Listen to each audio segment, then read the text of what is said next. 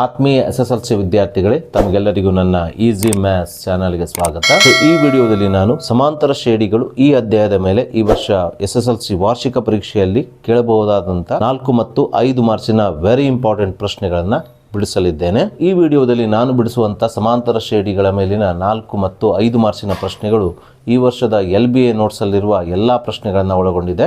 ಹಾಗೆ ಹಿಂದಿನ ವರ್ಷದ ಎಲ್ಲ ವಾರ್ಷಿಕ ಪರೀಕ್ಷೆಯಲ್ಲಿ ಬಂದಂಥ ಪ್ರಶ್ನೆಗಳನ್ನು ಒಳಗೊಂಡಿದೆ. ಅದರ ಜೊತೆಗೆ ಈ ವರ್ಷದ 4 ಮಾಡೆಲ್ ಕ್ವಶನ್ ಪೇಪರಲ್ಲಿ ಬಂದಂಥ 4 ಅಥವಾ 5 ಮಾರ್ಕ್ಸಿನ ಪ್ರಶ್ನೆಗಳನ್ನು ಒಳಗೊಂಡಿದೆ. ಸೊ ಮೊದಲಿಗೆ ನಾವು ಕರ್ನಾಟಕ ಶಾಲಾ ಪರೀಕ್ಷೆ ಮತ್ತು ಮೌಲ್ಯ ನಿರ್ಣಯ ಮಂಡಳಿ ಬಿಡುಗಡೆ ಮಾಡಿರುವಂತಹ ಈ ವರ್ಷದ ಮಾಡೆಲ್ ಕ್ವಶನ್ ಪೇಪರ್ 2ರಲ್ಲಿರುವ 4 ಮಾರ್ಕ್ಸಿನ ಒಂದು ಇಂಪಾರ್ಟೆಂಟ್ ಪ್ರಶ್ನೆಯನ್ನು ತೆಗೆದುಕೊಳ್ಳೋಣ. ಪ್ರಶ್ನೆ ಈ ರೀತಿಯಾಗಿದೆ. ಒಂದು ಸಮಾಂತರ ಶ್ರೇಣಿಯ ಮೊದಲ 6 ಪದಗಳ ಮೊತ್ತ 42 ಆಗಿದೆ. ಶ್ರೇಣಿಯ 10ನೇ ಪದ ಮತ್ತು 30ನೇ ಪದಗಳ ಅನುಪಾತ 1:3 ಆದರೆ ಶ್ರೇಣಿಯ 13ನೇ ಪದವನ್ನು ಕಂಡುಹಿಡಲಿಕ್ಕೆ ನಮ್ಮ ಪ್ರಶ್ನೆಯಲ್ಲಿ ಕೇಳಿದ್ದಾರೆ. ಸೊ ನಾವೀಗ ಪ್ರಶ್ನೆಯಲ್ಲಿ ನೀಡಿರುವ ದತ್ತಾಂಶಗಳ ಆಧಾರದ ಮೇಲೆ ಪ್ರಶ್ನೆಯಲ್ಲಿ ಕೇಳಿರುವಂಥ ಸಮಾಂತರ ಶ್ರೇಣಿಯ 13ನೇ ಪದವನ್ನು ಕಂಡುಹಿಡಿಯೋಣ. ಪ್ರಶ್ನೆಯಲ್ಲಿ ನಮಗೆ ಕೊಟ್ಟಿರುವ ಶ್ರೇಣಿಯ 10ನೇ ಪದ ಮತ್ತು 30ನೇ ಪದಗಳ ಅನುಪಾತವನ್ನು 1:3 ಆಗಿ ನೀಡಿದ್ದಾರೆ. ಸೊ ಅಂದರೆ ಶ್ರೇಣಿಯ 10ನೇ ಪದವನ್ನು ನಾವು A10 ಆಗಿ, ಹಾಗೆ 30ನೇ ಪದವನ್ನು ನಾವು A30 ಆಗಿ ಸೂಚಿಸುತ್ತೇವೆ. ಸೊ ಇವುಗಳ ಅನುಪಾತ ಅಂದರೆ A10 ಅನುಪಾತ A30 ಆಗಿದೆ. ಇದರ ಅನುಪಾತ ಎಷ್ಟು ಕೊಟ್ಟಿದ್ದಾರೆ? 1:3 ಆಗಿ ಕೊಟ್ಟಿರೋದ್ರಿಂದ ನಾವು ಇದನ್ನು ಈ ಹೇಳಿಕೆಯನ್ನು ಸಾಂಕೇತಿಕವಾಗಿ A10 ಅನುಪಾತ A30 1:3 ಅಂತ ಬರೆದುಕೊಳ್ಬೋದು. ಅಥವಾ ಇದನ್ನು ಕ್ಯಾಲ್ಕುಲೇಷನ್ ಅಂದರೆ ಲೆಕ್ಕಾಚಾರ ಮಾಡಲಿಕ್ಕೆ ಸುಲಭವಾಗುವ ದೃಷ್ಟಿಯಿಂದ ಇದನ್ನು ಭಾಗಿಸು ರೂಪದಲ್ಲಿ ಬರೆದುಕೊಳ್ಬೋದು. ಅಂದರೆ A10 ಅನುಪಾತ A30 ನಾವು A10 ಭಾಗಿಸು A30 1:3 1/3 ಆಗಿ ಬರೆದುಕೊಳ್ಳಬಹುದು. ಸೊ ಹಾಗಾಗಿ ನಾನಿಲ್ಲಿ ಶ್ರೇಣಿಯ 10ನೇ ಪದ ಮತ್ತು 30ನೇ ಪದಗಳ ಅನುಪಾತ 1:3 ಶ್ರೇಣಿಯ 10ನೇ ಪದ A10 ಭಾಗಿಸು ಶ್ರೇಣಿಯ 30ನೇ ಪದ A30 1/3 ಆಗಿ ಬರೆದುಕೊಂಡಿದ್ದೇನೆ. ಸೊ ಮುಂದಿನ ಹಂತದಲ್ಲಿ ಶ್ರೇಣಿಯ 10ನೇ ಪದವನ್ನು ನಾವು A+10 - 1 9D ಆಗಿ ಬರೆದುಕೊಳ್ಳೋಣ. ಹಾಗೆ ಶ್ರೇಣಿಯ 30ನೇ ಪದವನ್ನು A30 ನಾವು A+30 - 1 29D ಆಗಿ ಬರೆದುಕೊಳ್ಳೋಣ. ಬಲಭಾಗದಲ್ಲಿರುವ 1/3 ಇದ್ದಾಗೆ ಬರೆದುಕೊಳ್ಳೋಣ. ಮುಂದಿನ ಹಂತದಲ್ಲಿ ಈ ಸಮೀಕರಣದ ಬಲಭಾಗದ ಛೇದದಲ್ಲಿರುವ 3 ಹಾಗೆ ಈ ಸಮೀಕರಣದ ಎಡಭಾಗದಲ್ಲಿರುವ A+9D ಅನ್ನು ಓರೆ ಗುಣಾಕಾರ ಮಾಡಿ ಈ ಸಮೀಕರಣದ 2 ಅಂಶಗಳಿಗೆ ಗುಣಿಸಿಕೊಂಡಾಗ ಇದರ ಮುಂದಿನ ಹಂತವು 3 × A+9D 1 × A+29D ಅಂದರೆ A+29Dನೇ ಆಗಿರುತ್ತದೆ. ನಾವೀಗ ಈ 3ರಿಂದ A+9Dಗೆ ಗುಣಿಸಿಕೊಳ್ಳೋಣ. ಹೀಗೆ ಗುಣಿಸಿಕೊಂಡಾಗ 3 × A 3A ಆಗುತ್ತದೆ, ಪ್ಲಸ್ 3 × 9D ಅಂದರೆ 3 9 27D ಆಗುತ್ತದೆ. ಬಲಭಾಗದಲ್ಲಿರುವ A+29D ಅನ್ನು ಇದ್ದಾಗೆ ಬರೆದುಕೊಳ್ಳೋಣ. ಸೊ ಮುಂದಿನ ಹಂತದಲ್ಲಿ ಈ ಸಮೀಕರಣದಲ್ಲಿರುವ ಚರಾಕ್ಷರಗಳನ್ನು ಹೊಂದಿರುವ ಪದಗಳನ್ನು ಪ್ರತ್ಯೇಕವಾಗಿ ಸಮೀಕರಣದ ಎಡಭಾಗ ಮತ್ತು ಬಲಭಾಗದಲ್ಲಿ ಬರೆದುಕೊಳ್ಳೋಣ. ಅದಕ್ಕೋಸ್ಕರ ಈ ಸಮೀಕರಣದ ಎಡಭಾಗದಲ್ಲಿರುವ 3A ಇದ್ದಾಗೆ ಬರೆದುಕೊಂಡಿದ್ದೇನೆ. ಬಲಭಾಗದಲ್ಲಿರುವ A ಅನ್ನು A ಅನ್ನು ಎಡಭಾಗಕ್ಕೆ ತಂದಿದ್ದೇನೆ. A ಎಡಭಾಗಕ್ಕೆ ಬಂದಾಗ -A ಆಗುತ್ತದೆ. ಬಲಭಾಗದಲ್ಲಿ 29D ಅನ್ನು ಇದ್ದಾಗೆ ಬರೆದುಕೊಂಡಿದ್ದೇನೆ. ಎಡಭಾಗದಲ್ಲಿರುವ +27D ಅನ್ನು ಬಲಭಾಗಕ್ಕೆ ಸ್ಥಳಾಂತರಿಸಿದಾಗ +27D -27D ಆಗುತ್ತದೆ. ಸೊ ಹೀಗೆ ಪ್ರತ್ಯೇಕವಾಗಿ ನಾವು ಈ ಸಮೀಕರಣದ ಎರಡೂ ಬದಿಯಲ್ಲಿ 2 ಚರಾಕ್ಷರಗಳನ್ನು ಹೊಂದಿರುವ ಪದಗಳನ್ನು ಬರೆದುಕೊಂಡ ನಂತರ ನಾವೀಗ ಇದನ್ನು ಸಂಕ್ಷೇಪಿಸೋಣ. 3A - 1A ಅಂದರೆ 2A ಆಗುತ್ತದೆ. 29D - 27D ಅಂದರೆ 2D ಆಗುತ್ತದೆ. ಸೊ ನಾವೀಗ ಸಮೀಕರಣದ ಎರಡೂ ಬದಿಯಲ್ಲಿ ಸಾಮಾನ್ಯವಾಗಿರುವ 2ಅನ್ನು ಕ್ಯಾನ್ಸಲ್ ಮಾಡಿಕೊಂಡಾಗ ಇಲ್ಲಿ ಉಳಿಯುವುದು A D. ಈ ಸಮೀಕರಣವನ್ನು ನಾವೀಗ ಸಮೀಕರಣ 1 ಆಗಿ ತೆಗೆದುಕೊಳ್ಳೋಣ. ಹಾಗೆ ಪ್ರಶ್ನೆಯಲ್ಲಿ ನಮಗೆ ಈ ಸಮಾಂತರ ಶ್ರೇಣಿಯ ಮೊದಲ 6 ಪದಗಳ ಮೊತ್ತವನ್ನು 42 ಕೊಟ್ಟಿರೋದ್ರಿಂದ ಶ್ರೇಣಿಯ ಮೊದಲ 6 ಪದಗಳ ಮೊತ್ತವನ್ನು ನಾವು S6 ಸಂಕೇತಾಕ್ಷರದಿಂದ ಸೂಚಿಸುವುದರಿಂದ ನಾವಿಲ್ಲಿ ಶ್ರೇಣಿಯ ಮೊದಲ 6 ಪದಗಳ ಮೊತ್ತ 42 ಎಂಬುದನ್ನು SR 42 ಅಂತ ಬರೆದುಕೊಳ್ಳೋಣ. ಸೊ ಮುಂದಿನ ಹಂತದಲ್ಲಿ ಪ್ರಶ್ನೆಯಲ್ಲಿ ನಮಗೆ ಶ್ರೇಣಿಯ ಮೊದಲ 6 ಪದಗಳ ಮೊತ್ತ SRನ ಬೆಲೆಯನ್ನು ಕೊಟ್ಟಿರೋದ್ರಿಂದ ನಾವಿಲ್ಲಿ ಶ್ರೇಣಿಯ ಮೊದಲ n ಪದಗಳ ಮೊತ್ತವನ್ನು ಕಂಡುಹಿಡಿಯುವ ಸೂತ್ರ SN n/2 × 2A + n - 1 × D. ಈ ಸೂತ್ರವನ್ನು ಬರೆದುಕೊಳ್ಳೋಣ. ಯಾಕಂದರೆ ನಮಗಿಲ್ಲಿ SRರ ಬೆಲೆಯನ್ನು ಕೊಟ್ಟಿರೋದ್ರಿಂದ ಈ ಸೂತ್ರದ ಸಹಾಯದಿಂದ ಶ್ರೇಣಿಯ ಮೊದಲನೇ ಪದ A ಅಥವಾ Dನ ಬೆಲೆಯನ್ನು ಕಂಡುಹಿಡಿಯಬಹುದು. ಸೊ ನಾವೀಗ SN ಜಾಗದಲ್ಲಿ SRನ ಬರೆದುಕೊಳ್ಳೋಣ. S6 ಅಂದರೆ n ಬೆಲೆ 6 ಆಗುತ್ತದೆ. ಹಾಗಾಗಿ n ಸ್ಥಾನದಲ್ಲಿ 6ಅನ್ನು ಬರೆದುಕೊಳ್ಳೋಣ. ಭಾಗಿಸು 2ಅನ್ನು ಇದ್ದ ಹಾಗೆ ಬರೆದುಕೊಳ್ಳೋಣ.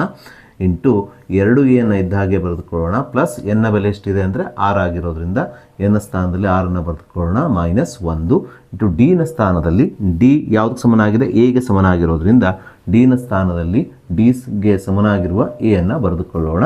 ಮುಂದಿನ ಹಂತದಲ್ಲಿ ಎಸ್ ಆರ್ ರ ಬೆಲೆ ಎಷ್ಟು? ಶ್ರೇಣಿಯ ಮೊದಲ 6 ಪದಗಳ ಮೊತ್ತ ಎಷ್ಟಿದೆ? 42 ಇದೆ. ಹಾಗಾಗಿ ಎಸ್ ಆರ್ನ ಸ್ಥಾನದಲ್ಲಿ 42 ಬರೆದುಕೊಳ್ಳೋಣ. ಈಸ್ ಈಕ್ವಲ್ಸ್ ಟು 2 1 2 2 3 6 ಆಗುತ್ತದೆ. 3 ಇದ್ದ ಹಾಗೆ ಬರೆದುಕೊಳ್ಳೋಣ.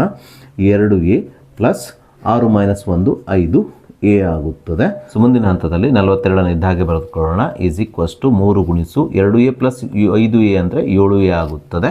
ಇದರ ಮುಂದಿನ ಹಂತವು 42 ಈಸ್ ಈಕ್ವಲ್ ಟು 3 ಗುಣಿಸು ಎ 21a ಆಗುತ್ತದೆ. ಸೊ ನಾವೀಗ ಇದನ್ನು ಸಂಕ್ಷೇಪಿಸೋಣ. 21 1 21 21 2 42 ಆಗುವುದರಿಂದ ಇಲ್ಲಿ ಶ್ರೇಣಿಯ ಮೊದಲನೇ ಪದ ಎನ ಬೆಲೆ ಎಷ್ಟಾಗ್ತದೆ ಅಂದರೆ 2 ಆಗುತ್ತದೆ. ಸೊ ಇಲ್ಲಿ ಎ ಬೆಲೆಯು ಡಿನ ಬೆಲೆಗೆ ಸಮನಾಗಿರೋದ್ರಿಂದ ಎ ಬೆಲೆ 2 ಆಗಿರೋದ್ರಿಂದ ಡಿನ ಬೆಲೆ ಎಷ್ಟಾಗ್ತದೆ? 2 ಆಗುತ್ತದೆ. ಸೊ ಹೀಗೆ ನಾವು ಕೊಟ್ಟಿರುವ ಸಮಾಂತರ ಶ್ರೇಣಿಯ ಮೊದಲನೇ ಪದ ಎನ ಬೆಲೆ ಹಾಗೂ ಸಾಮಾನ್ಯ ವ್ಯತ್ಯಾಸ ಡಿನ ಬೆಲೆಯನ್ನು ಕಂಡುಹಿಡಿದ ನಂತರ ನಾವೀಗ ಪ್ರಶ್ನೆಯಲ್ಲಿ ನಮಗೆ ಕಂಡುಹಿಡಿಯಲಿಕ್ಕೆ ಹೇಳಿರುವ ಶ್ರೇಣಿಯ 13ನೇ ಪದವನ್ನು ಕಂಡುಹಿಡಿಯೋಣ. ಶ್ರೇಣಿಯ 13ನೇ ಪದ ಅಂದರೆ ಅದು ಎ 13 ಆಗಿದೆ. ಸೊ ಶ್ರೇಣಿಯ 13ನೇ ಪದವನ್ನು ಕಂಡುಹಿಡಿಯಬೇಕಾದರೆ ನಾವು ಬಳಸಬೇಕಾದ ಸೂತ್ರ ಶ್ರೇಣಿಯ ಎನ್ನೇ ಪದವನ್ನು ಕಂಡುಹಿಡಿಯುವ ಸೂತ್ರ n is equals to a plus n minus 1 into d. ಈ ಸೂತ್ರದಲ್ಲಿ ನಾವೀಗ ಎನ ಬೆಲೆ 2, ಡಿನ ಬೆಲೆ 2, ಎನ್ನ ಬೆಲೆ 13 ಆದೇಶಿಸಿ ಶ್ರೇಣಿಯ 13ನೇ ಪದ ಅಂದರೆ ಎ 13ರ ಬೆಲೆಯನ್ನು ಕಂಡುಹಿಡಿಯೋಣ. ಹಾಗಾಗಿ ಇದರ ಮುಂದಿನ ಹಂತದಲ್ಲಿ ಎ 13 ಅಂದರೆ ಎನ್ನ ಬೆಲೆ 13 ಬರ್ಕೊಳ್ಳೋಣ. ಈಸ್ ಈಕ್ವಲ್ಸ್ ಟು ಎನ ಬೆಲೆ 2 ಆಗಿರೋದ್ರಿಂದ ಎನ ಸ್ಥಾನದಲ್ಲಿ 2 ಬರೆದುಕೊಳ್ಳೋಣ. ಪ್ಲಸ್ ಎನ್ನ ಸ್ಥಾನದಲ್ಲಿ ಎನ್ನ ಬೆಲೆ ಎಷ್ಟಿದೆ? 13 ಇದೆ. 13ನೇ ಪದವನ್ನು ಕಂಡುಹಿಡಿಯಬೇಕು. ಹಾಗಾಗಿ ಎನ್ನ ಬೆಲೆ 13, ಎನ್ನ ಸ್ಥಾನದಲ್ಲಿ 13 ಬರೆದುಕೊಳ್ಳೋಣ. ಮೈನಸ್ 1 ಇದ್ದ ಹಾಗೆ ಬರೆದುಕೊಳ್ಳೋಣ. ಡಿನ ಬೆಲೆ 2 ಆಗಿರೋದ್ರಿಂದ ಡಿನ ಸ್ಥಾನದಲ್ಲಿ 2 ಬರೆದುಕೊಂಡಾಗ ಇದರ ಮುಂದಿನ ಹಂತವು ಎ 13 ಈಸ್ ಈಕ್ವಲ್ ಟು ಅಂದರೆ ಶ್ರೇಣಿಯ 13ನೇ ಪದ is equals to 2 plus 13 minus 1 into 2 ಆಗುತ್ತದೆ. ಸೊ ಮುಂದಿನ ಹಂತದಲ್ಲಿ 2 ಇದ್ದ ಹಾಗೆ ಬರೆದುಕೊಳ್ಳೋಣ. 13 ಮೈನಸ್ 1 ಅಂದರೆ 12 ಆಗುತ್ತದೆ. ಗುಣಿಸು 2 ಇದ್ದ ಹಾಗೆ ಬರೆದುಕೊಳ್ಳೋಣ. ಸೊ ಮುಂದಿನ ಹಂತದಲ್ಲಿ ಈ 2 ಇದ್ದ ಹಾಗೆ ಬರೆದುಕೊಳ್ಳೋಣ. ಪ್ಲಸ್ 12 ಗುಣಿಸು 2 ಅಂದರೆ 12 24 ಆಗುತ್ತದೆ. ಸೊ 2 ಪ್ಲಸ್ 24 ಅಂದರೆ 26 ಆಗುವುದರಿಂದ ಪ್ರಶ್ನೆಯಲ್ಲಿ ನಮಗೆ ಕಂಡುಹಿಡಲಿಕ್ಕೆ ಹೇಳಿರುವಂತಹ ನೀಡಿದಂಥ ಸಮಾಂತರ ಶ್ರೇಣಿಯ 13ನೇ ಪದವು ಇಲ್ಲಿ ಎ 13 26 ಆಗುತ್ತದೆ. ಹಾಗೆ ನಾವೀಗ ಈ ವರ್ಷದ LBA ನೋಟ್ಸಲ್ಲಿರುವಂಥ ಹಾಗೆ ಈ ವರ್ಷದ ವಾರ್ಷಿಕ ಪರೀಕ್ಷೆಯಲ್ಲಿ ಬರಬಹುದಾದಂಥ ಮತ್ತೊಂದು 4 ಮಾರ್ಕ್ಸಿನ ಇಂಪಾರ್ಟೆಂಟ್ ಪ್ರಶ್ನೆಯನ್ನು ತೆಗೆದುಕೊಳ್ಳೋಣ. ಈ ಪ್ರಶ್ನೆಯು ಸಹ ಹಿಂದಿನ ಪ್ರಶ್ನೆಯ ರೀತಿಯಲ್ಲೇ ಇದೆ. ಪ್ರಶ್ನೆ ಈ ರೀತಿಯಾಗಿದೆ: ಒಂದು ಸಮಾಂತರ ಶ್ರೇಣಿಯ 11ನೇ ಮತ್ತು 8ನೇ ಪದಗಳ ಅನುಪಾತ 3:2 ಆಗಿದೆ. ಈ ಶ್ರೇಣಿಯ ಮೊದಲ 5 ಪದಗಳ ಮೊತ್ತ ಮತ್ತು ಮೊದಲ 21 ಪದಗಳ ಮೊತ್ತದ ಅನುಪಾತವನ್ನು ಕಂಡುಹಿಡಿಯಿರಿ ಅಂತ ಹೇಳಿದ್ದಾರೆ. ಸೊ ಮೊದಲಿಗೆ ನಾವು ಪ್ರಶ್ನೆಯಲ್ಲಿ ನೀಡಿರುವ ದತ್ತಾಂಶವನ್ನು ಬರೆದುಕೊಳ್ಳೋಣ. ಸೊ ಪ್ರಶ್ನೆಯಲ್ಲಿ ನಮಗೆ ಸಮಾಂತರ ಶ್ರೇಣಿಯ 11ನೇ ಮತ್ತು 8ನೇ ಪದಗಳ ಅನುಪಾತವನ್ನು 3:2 ಅಂತ ಕೊಟ್ಟಿದ್ದಾರೆ. ಸೊ ನಾವಿಲ್ಲಿ ಶ್ರೇಣಿಯ 11ನೇ ಪದವನ್ನು ಸಾಂಕೇತಿಕವಾಗಿ A11 ಅಂತ ಬರೆದುಕೊಳ್ಳೋಣ. ಅದೇ ರೀತಿ ಶ್ರೇಣಿಯ 8ನೇ ಪದವನ್ನು A8 ಆಗಿ ಬರೆದುಕೊಳ್ಳೋಣ. ಈ ಶ್ರೇಣಿಯ 11ನೇ ಪದ ಮತ್ತು 8ನೇ ಪದಗಳ ಅನುಪಾತವನ್ನು ನಾವು ಇಲ್ಲಿ A11 ಭಾಗಿಸು A8 ಆಗಿ ಬರೆದುಕೊಳ್ಳಬೇಕು. ಸೊ ಶ್ರೇಣಿಯ 11ನೇ ಪದ ಮತ್ತು 8ನೇ ಪದಗಳ ಅನುಪಾತವನ್ನು ಎಷ್ಟು ಕೊಟ್ಟಿದ್ದಾರೆ? 3:2 ಆಗಿ ಕೊಟ್ಟಿರೋದ್ರಿಂದ ಈ 3:2 ನಾವು ಭಾಗಿಸು ರೂಪದಲ್ಲಿ 3/2 ಆಗಿ ಬರೆದುಕೊಂಡಾಗ ಈ ಹೇಳಿಕೆಯ ಸಾಂಕೇತಿಕ ರೂಪವು ಶ್ರೇಣಿಯ 11ನೇ ಪದ ಮತ್ತು 8ನೇ ಪದಗಳ ಅನುಪಾತ 3:2 A11 ಭಾಗಿಸು A8 ಈಸ್ ಈಕ್ವಲ್ ಟು 3/2 ಆಗುತ್ತದೆ. ಸೊ ಮುಂದಿನ ಹಂತದಲ್ಲಿ ಶ್ರೇಣಿಯ 11ನೇ ಪದ A11 ನಾವು A ಪ್ಲಸ್ 11 ಮೈನಸ್ 1 10D ಆಗಿ ಬರೆದುಕೊಳ್ಳೋಣ. ಭಾಗಿಸು 8ನೇ ಪದವನ್ನು ನಾವು A ಪ್ಲಸ್ 8 ಮೈನಸ್ 1 7D ಆಗಿ ಬರೆದುಕೊಳ್ಳೋಣ. Is equal to 3/2. ಸೊ ಮುಂದಿನ ಹಂತದಲ್ಲಿ ಇದನ್ನು ಓರೆ ಗುಣಾಕಾರ ಮಾಡಿ ನಾವು ಸಂಕ್ಷೇಪಿಸಬೇಕು. ಈಗ ಸಂಕ್ಷೇಪಿಸಿದಾಗ ಈ ಸಮೀಕರಣದ ಬಲಭಾಗದ ಛೇದದಲ್ಲಿರುವ 2 ಇದರ ಅಂಶ ಅಂದರೆ A ಪ್ಲಸ್ 10Dಗೆ ಗುಣಿಸಲ್ಪಟ್ಟು ಇದರ ಮುಂದಿನ ಹಂತ ಏನಾಗ್ತದೆ? 2 ಗುಣಿಸು A ಪ್ಲಸ್ 10D ಆಗುತ್ತದೆ. ಈಸ್ ಈಕ್ವಲ್ ಟು ಸಮೀಕರಣದ ಎಡಭಾಗದ ಛೇದದಲ್ಲಿರುವ A ಪ್ಲಸ್ 7D ಈ ಸಮೀಕರಣದ ಬಲಭಾಗದ ಅಂಶದಲ್ಲಿರುವ 3ಕ್ಕೆ ಗುಣಿಸಲ್ಪಟ್ಟು ಇದರ ಮುಂದಿನ ಹಂತವು 3 ಗುಣಿಸು A ಪ್ಲಸ್ 7D ಆಗುತ್ತದೆ. ಸೊ ನಾವೀಗ ಈ A ಪ್ಲಸ್ 10Dಗೆ 2ರಿಂದ ಗುಣಿಸಿಕೊಂಡಾಗ 2 ಗುಣಿಸು A 2A ಆಗುತ್ತದೆ. ಪ್ಲಸ್ 2 ಗುಣಿಸು 10D ಅಂದರೆ 2 20D ಆಗುತ್ತದೆ. ಈಸ್ ಈಕ್ವಲ್ಸ್ ಟು 3 ಗುಣಿಸು A ಅಂದರೆ 3A ಆಗುತ್ತದೆ. ಪ್ಲಸ್ 3 21D ಆಗುತ್ತದೆ. ನಾವೀಗ ಈ ಸಮೀಕರಣದ ಎರಡೂ ಬದಿಯಲ್ಲಿರುವ ಚರಾಕ್ಷರಗಳನ್ನು ಒಂದು ಬದಿಯಲ್ಲಿ ತೆಗೆದುಕೊಳ್ಬೇಕು. ಸೊ ಹಾಗಾಗಿ ನಾನಿಲ್ಲಿ 2A ಇದ್ದ ಹಾಗೆ ಬರೆದುಕೊಂಡಿದ್ದೇನೆ. ಈ ಸಮೀಕರಣದ ಬಲಭಾಗದಲ್ಲಿರುವ ಪ್ಲಸ್ 3A ಎಡಭಾಗಕ್ಕೆ ತಂದಾಗ ಇದು ಮೈನಸ್ 3A ಆಗ್ತದೆ. ಹೀಗೆ ಸಮೀಕರಣದ ಒಂದು ಬದಿಯಲ್ಲಿ A ಚರಾಕ್ಷರವನ್ನು ಕಲೆಕ್ಟ್ ಮಾಡಿಕೊಂಡಿದ್ದೇನೆ.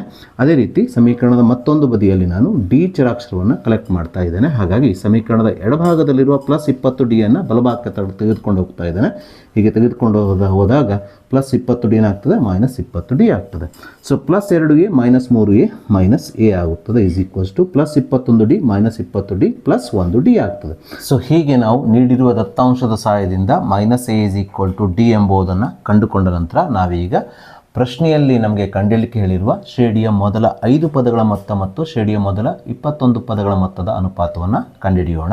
ಸೊ ಶ್ರೇಣಿಯ ಮೊದಲ 5 ಪದಗಳ ಮೊತ್ತವನ್ನು ನಾವು S5 ಸಂಕೇತಾಕ್ಷರದಿಂದ ಸೂಚಿಸೋಣ. ಯಾಕೆಂದರೆ ಶ್ರೇಣಿಯ ಮೊದಲ n ಪದಗಳ ಮೊತ್ತವನ್ನು ನಾವು Sn ಸಂಕೇತಾಕ್ಷರದಿಂದ ಸೂಚಿಸ್ತೇವೆ. ಹಾಗಾಗಿ n ಸ್ಥಾನದಲ್ಲಿ 5ಅನ್ನು ಆದೇಶಿಸಿಕೊಂಡಾಗ ಇದು ಶ್ರೇಣಿಯ ಮೊದಲ 5 ಪದಗಳನ್ನು ಸೂಚಿಸುವ ಸಂಕೇತಾಕ್ಷರ ಆಗ್ತದೆ. ಅದೇ ರೀತಿ ಶ್ರೇಣಿಯ ಮೊದಲ 21 ಪದಗಳ ಮೊತ್ತವನ್ನು ನಾವು S21 ಸಂಕೇತಾಕ್ಷರದಿಂದ ಸೂಚಿಸೋಣ. ಸೊ ನಾವೀಗ ಈ S5ಅನ್ನು ಶ್ರೇಣಿಯ ಮೊದಲ n ಪದಗಳ ಮೊತ್ತವನ್ನು ಕಂಡುಹಿಡಿಯುವ ಸೂತ್ರ Sn = n / 2 × 2a + n - 1 × d ಈ ಸೂತ್ರದ ಸಹಾಯದಿಂದ ಬರೆದುಕೊಳ್ಳೋಣ. n ಜಾಗದಲ್ಲಿ ಎಷ್ಟು ಹಾಕಬೇಕಲ್ರಿ 5ಅನ್ನು ಹಾಕೊಳ್ಬೇಕು. ಯಾಕಂದರೆ ಇಲ್ಲಿ ನಾವು ಮೊದಲ 5 ಪದಗಳ ಮೊತ್ತವನ್ನು ಕಂಡುಹಿಡಿಯಬೇಕಾಗಿದೆ. ಹಾಗಾಗಿ ಈ ಸೂತ್ರದಲ್ಲಿ ನಾವು n ಸ್ಥಾನದಲ್ಲಿ 5ಅನ್ನು ಆದೇಶಿಸಿಕೊಂಡು S5ಅನ್ನು ಬರೆಯೋಣ. S5 = n ಜಾಗದಲ್ಲಿ ಎಷ್ಟು ಹಾಕೋಬೇಕ್ರಿ 5 5/2 ಅಂದರೆ n / 2 ಅಂದರೆ 5/2 ಆಗಿ ಬರೆದುಕೊಳ್ಬೇಕು. ಯಾಕಂದರೆ n ನ ಬೆಲೆ ಎಷ್ಟಿದೆ 5 ಇದೆ ಇಂಟು 2 n ಇದ್ದಾಗೆ ಬರೆದುಕೊಳ್ಳೋಣ ಪ್ಲಸ್ n ಸ್ಥಾನದಲ್ಲಿ n ಬೆಲೆ ಎಷ್ಟಿದೆ 5 ಆಗಿರೋದ್ರಿಂದ n ಸ್ಥಾನದಲ್ಲಿ 5ಅನ್ನು ಬರೆದುಕೊಳ್ಳೋಣ ಮೈನಸ್ 1 ಇಂಟು ಡಿ ಯಾವ್ದು ಸಮನಾಗಿದೆ ಮೈನಸ್ ಎಗೆ ಸಮನಾಗಿರೋದ್ರಿಂದ ಡಿ ನ ಸ್ಥಾನದಲ್ಲಿ ಮೈನಸ್ ಎ ಅನ್ನು ಬರೆದುಕೊಳ್ಳೋಣ. ಇಲ್ಲಿ ಬ್ರ್ಯಾಕೆಟ್ ಹಾಕೊಂಡು ನೀವು ಮೈನಸ್ ಎ ಅನ್ನು ಬರೀಬೇಕಾಗ್ತದೆ. ಸೊ ಭಾಗಿಸು ಛೇದದಲ್ಲಿ ಎಷ್ಟಿದೆ S21 ಅಂತ ಇದೆ. ಸೊ S21 ಅಂದರೆ ಶ್ರೇಣಿಯ ಮೊದಲ 21 ಪದಗಳ ಮೊತ್ತ. ಹಾಗಾಗಿ ಇಲ್ಲೂ ಸಹ ನಾವು Sn ಸೂತ್ರದ ಸಹಾಯದಿಂದ S21ಅನ್ನು ಬರೆದುಕೊಳ್ಬೇಕು. ಸೊ n ಸ್ಥಾನದಲ್ಲಿ ಎಷ್ಟು ಹಾಕೋಬೇಕ್ರಿ 21ಅನ್ನು ಈ ಸೂತ್ರದಲ್ಲಿ ಹಾಕ್ಕೊಳ್ಬೇಕು.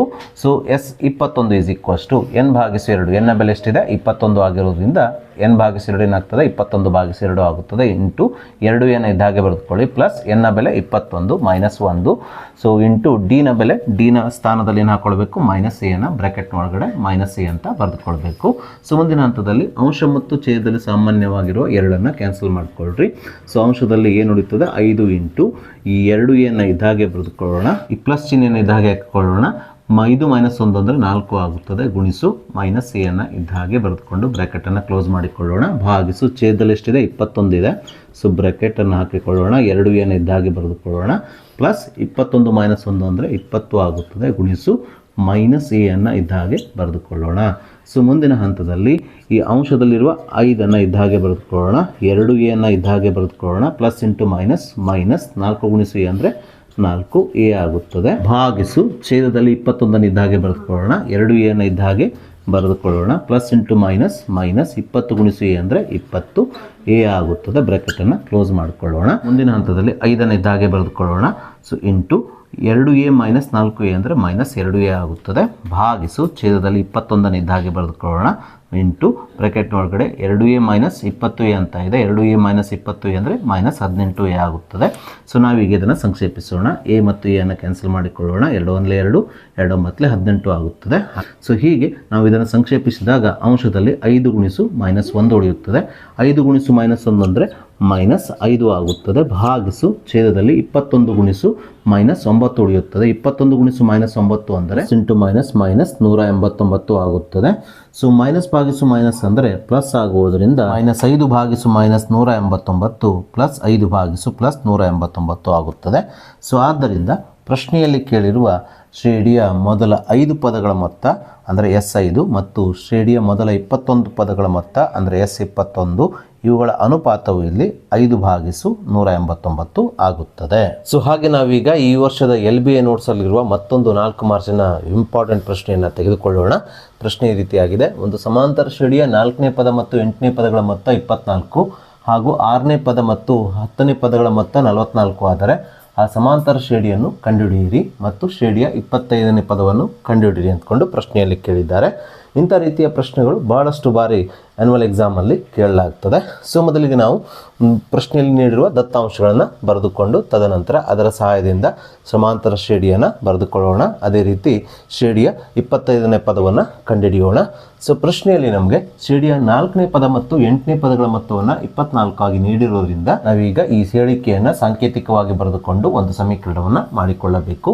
ಶ್ರೇಣಿಯ 4ನೇ ಪದವನ್ನು ನಾವು ಎ 4 ಸಂಕೇತಾಕ್ಷರದಿಂದ ಸೂಚಿಸಬೇಕು.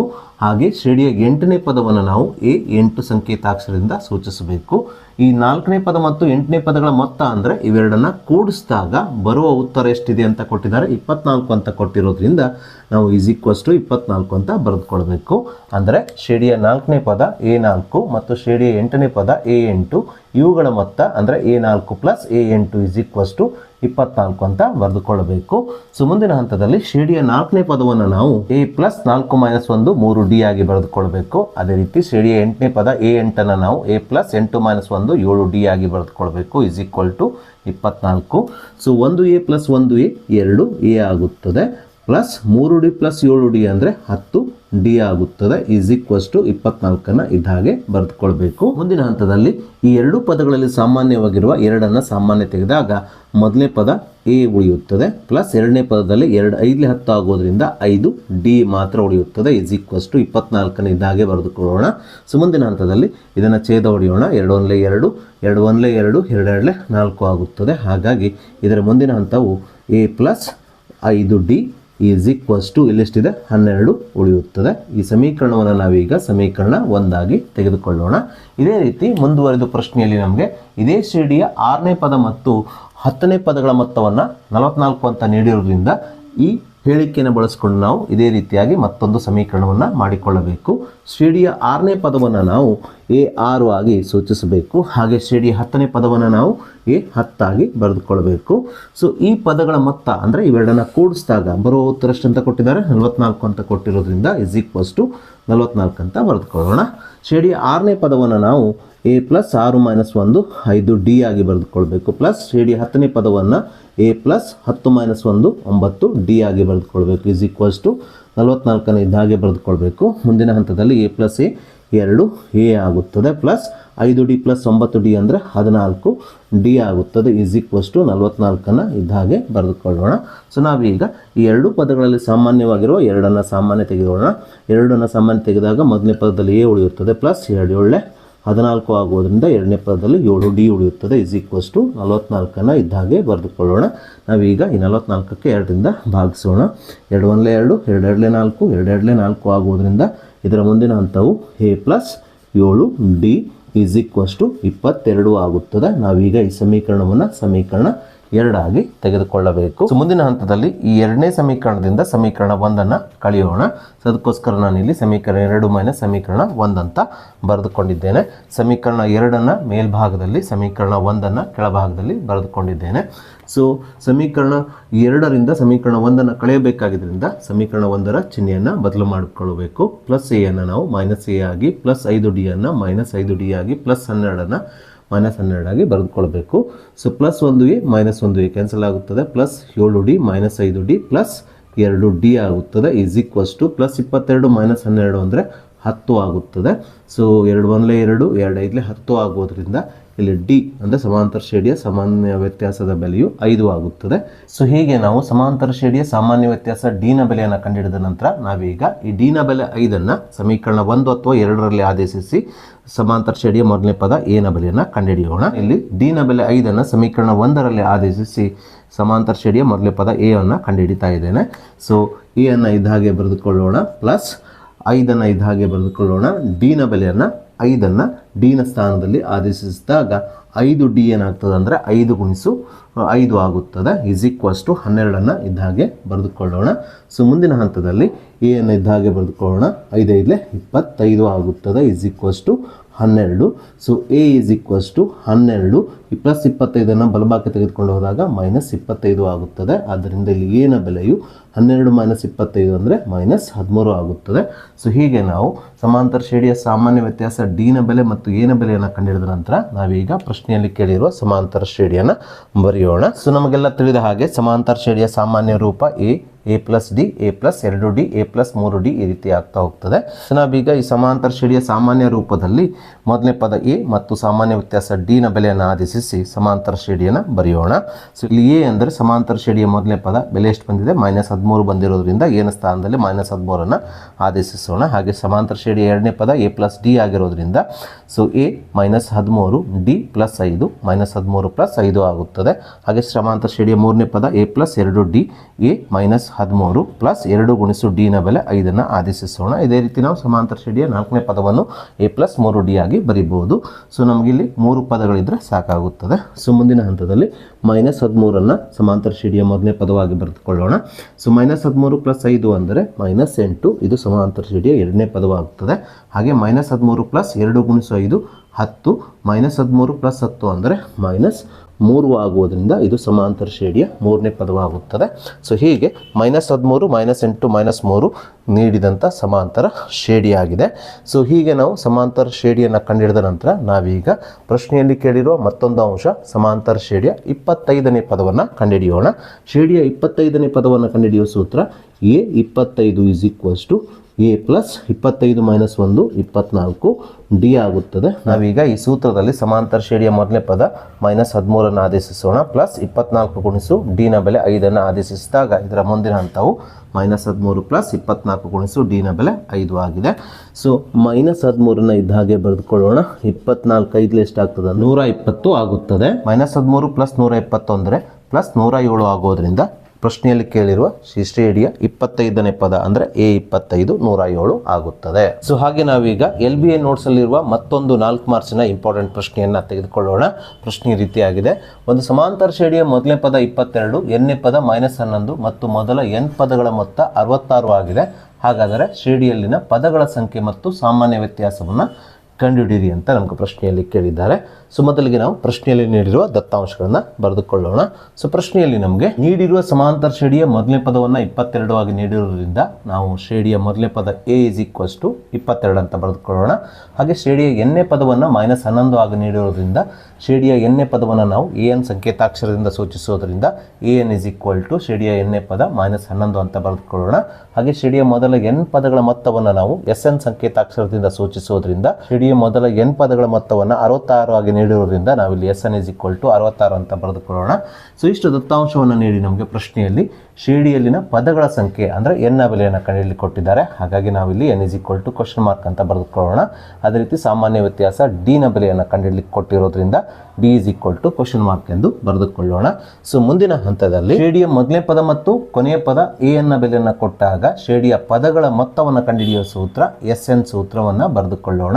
ಯಾಕೆಂದರೆ ನಮಗೆ SN ನ ಬೆಲೆಯನ್ನು ಕೊಟ್ಟಿದ್ದಾರೆ, ಶ್ರೇಣಿಯ ಕೊನೆಯ ಪದವನ್ನು ಕೊಟ್ಟಿದ್ದಾರೆ, ಶ್ರೇಣಿಯ ಮೊದಲನೇ ಪದವನ್ನು ಕೊಟ್ಟಿರೋದ್ರಿಂದ ಈ ಸೂತ್ರದ ಸಹಾಯದಿಂದ ನಮಗೆ ಪ್ರಶ್ನೆಯಲ್ಲಿ ಕೇಳಿರುವ ಶ್ರೇಣಿಯಲ್ಲಿರುವ ಪದಗಳ ಸಂಖ್ಯೆ n ನ ಬೆಲೆಯನ್ನು ಕಂಡುಹಿಡಲಿಕ್ಕೆ ಸುಲಭವಾಗುತ್ತದೆ. ಹಾಗಾಗಿ ಶ್ರೇಣಿಯ ಮೊದಲನೇ ಪದ ಮತ್ತು ಕೊನೆಯ ಪದವನ್ನು ಕೊಟ್ಟಾಗ ಶ್ರೇಣಿಯ ಮೊದಲ n ಪದಗಳನ್ನು ಕಂಡುಹಿಡಿಯುವ ಸೂತ್ರ SN = n/2 × a + an ಈ ಸೂತ್ರವನ್ನು ಬರೆದುಕೊಳ್ಳೋಣ.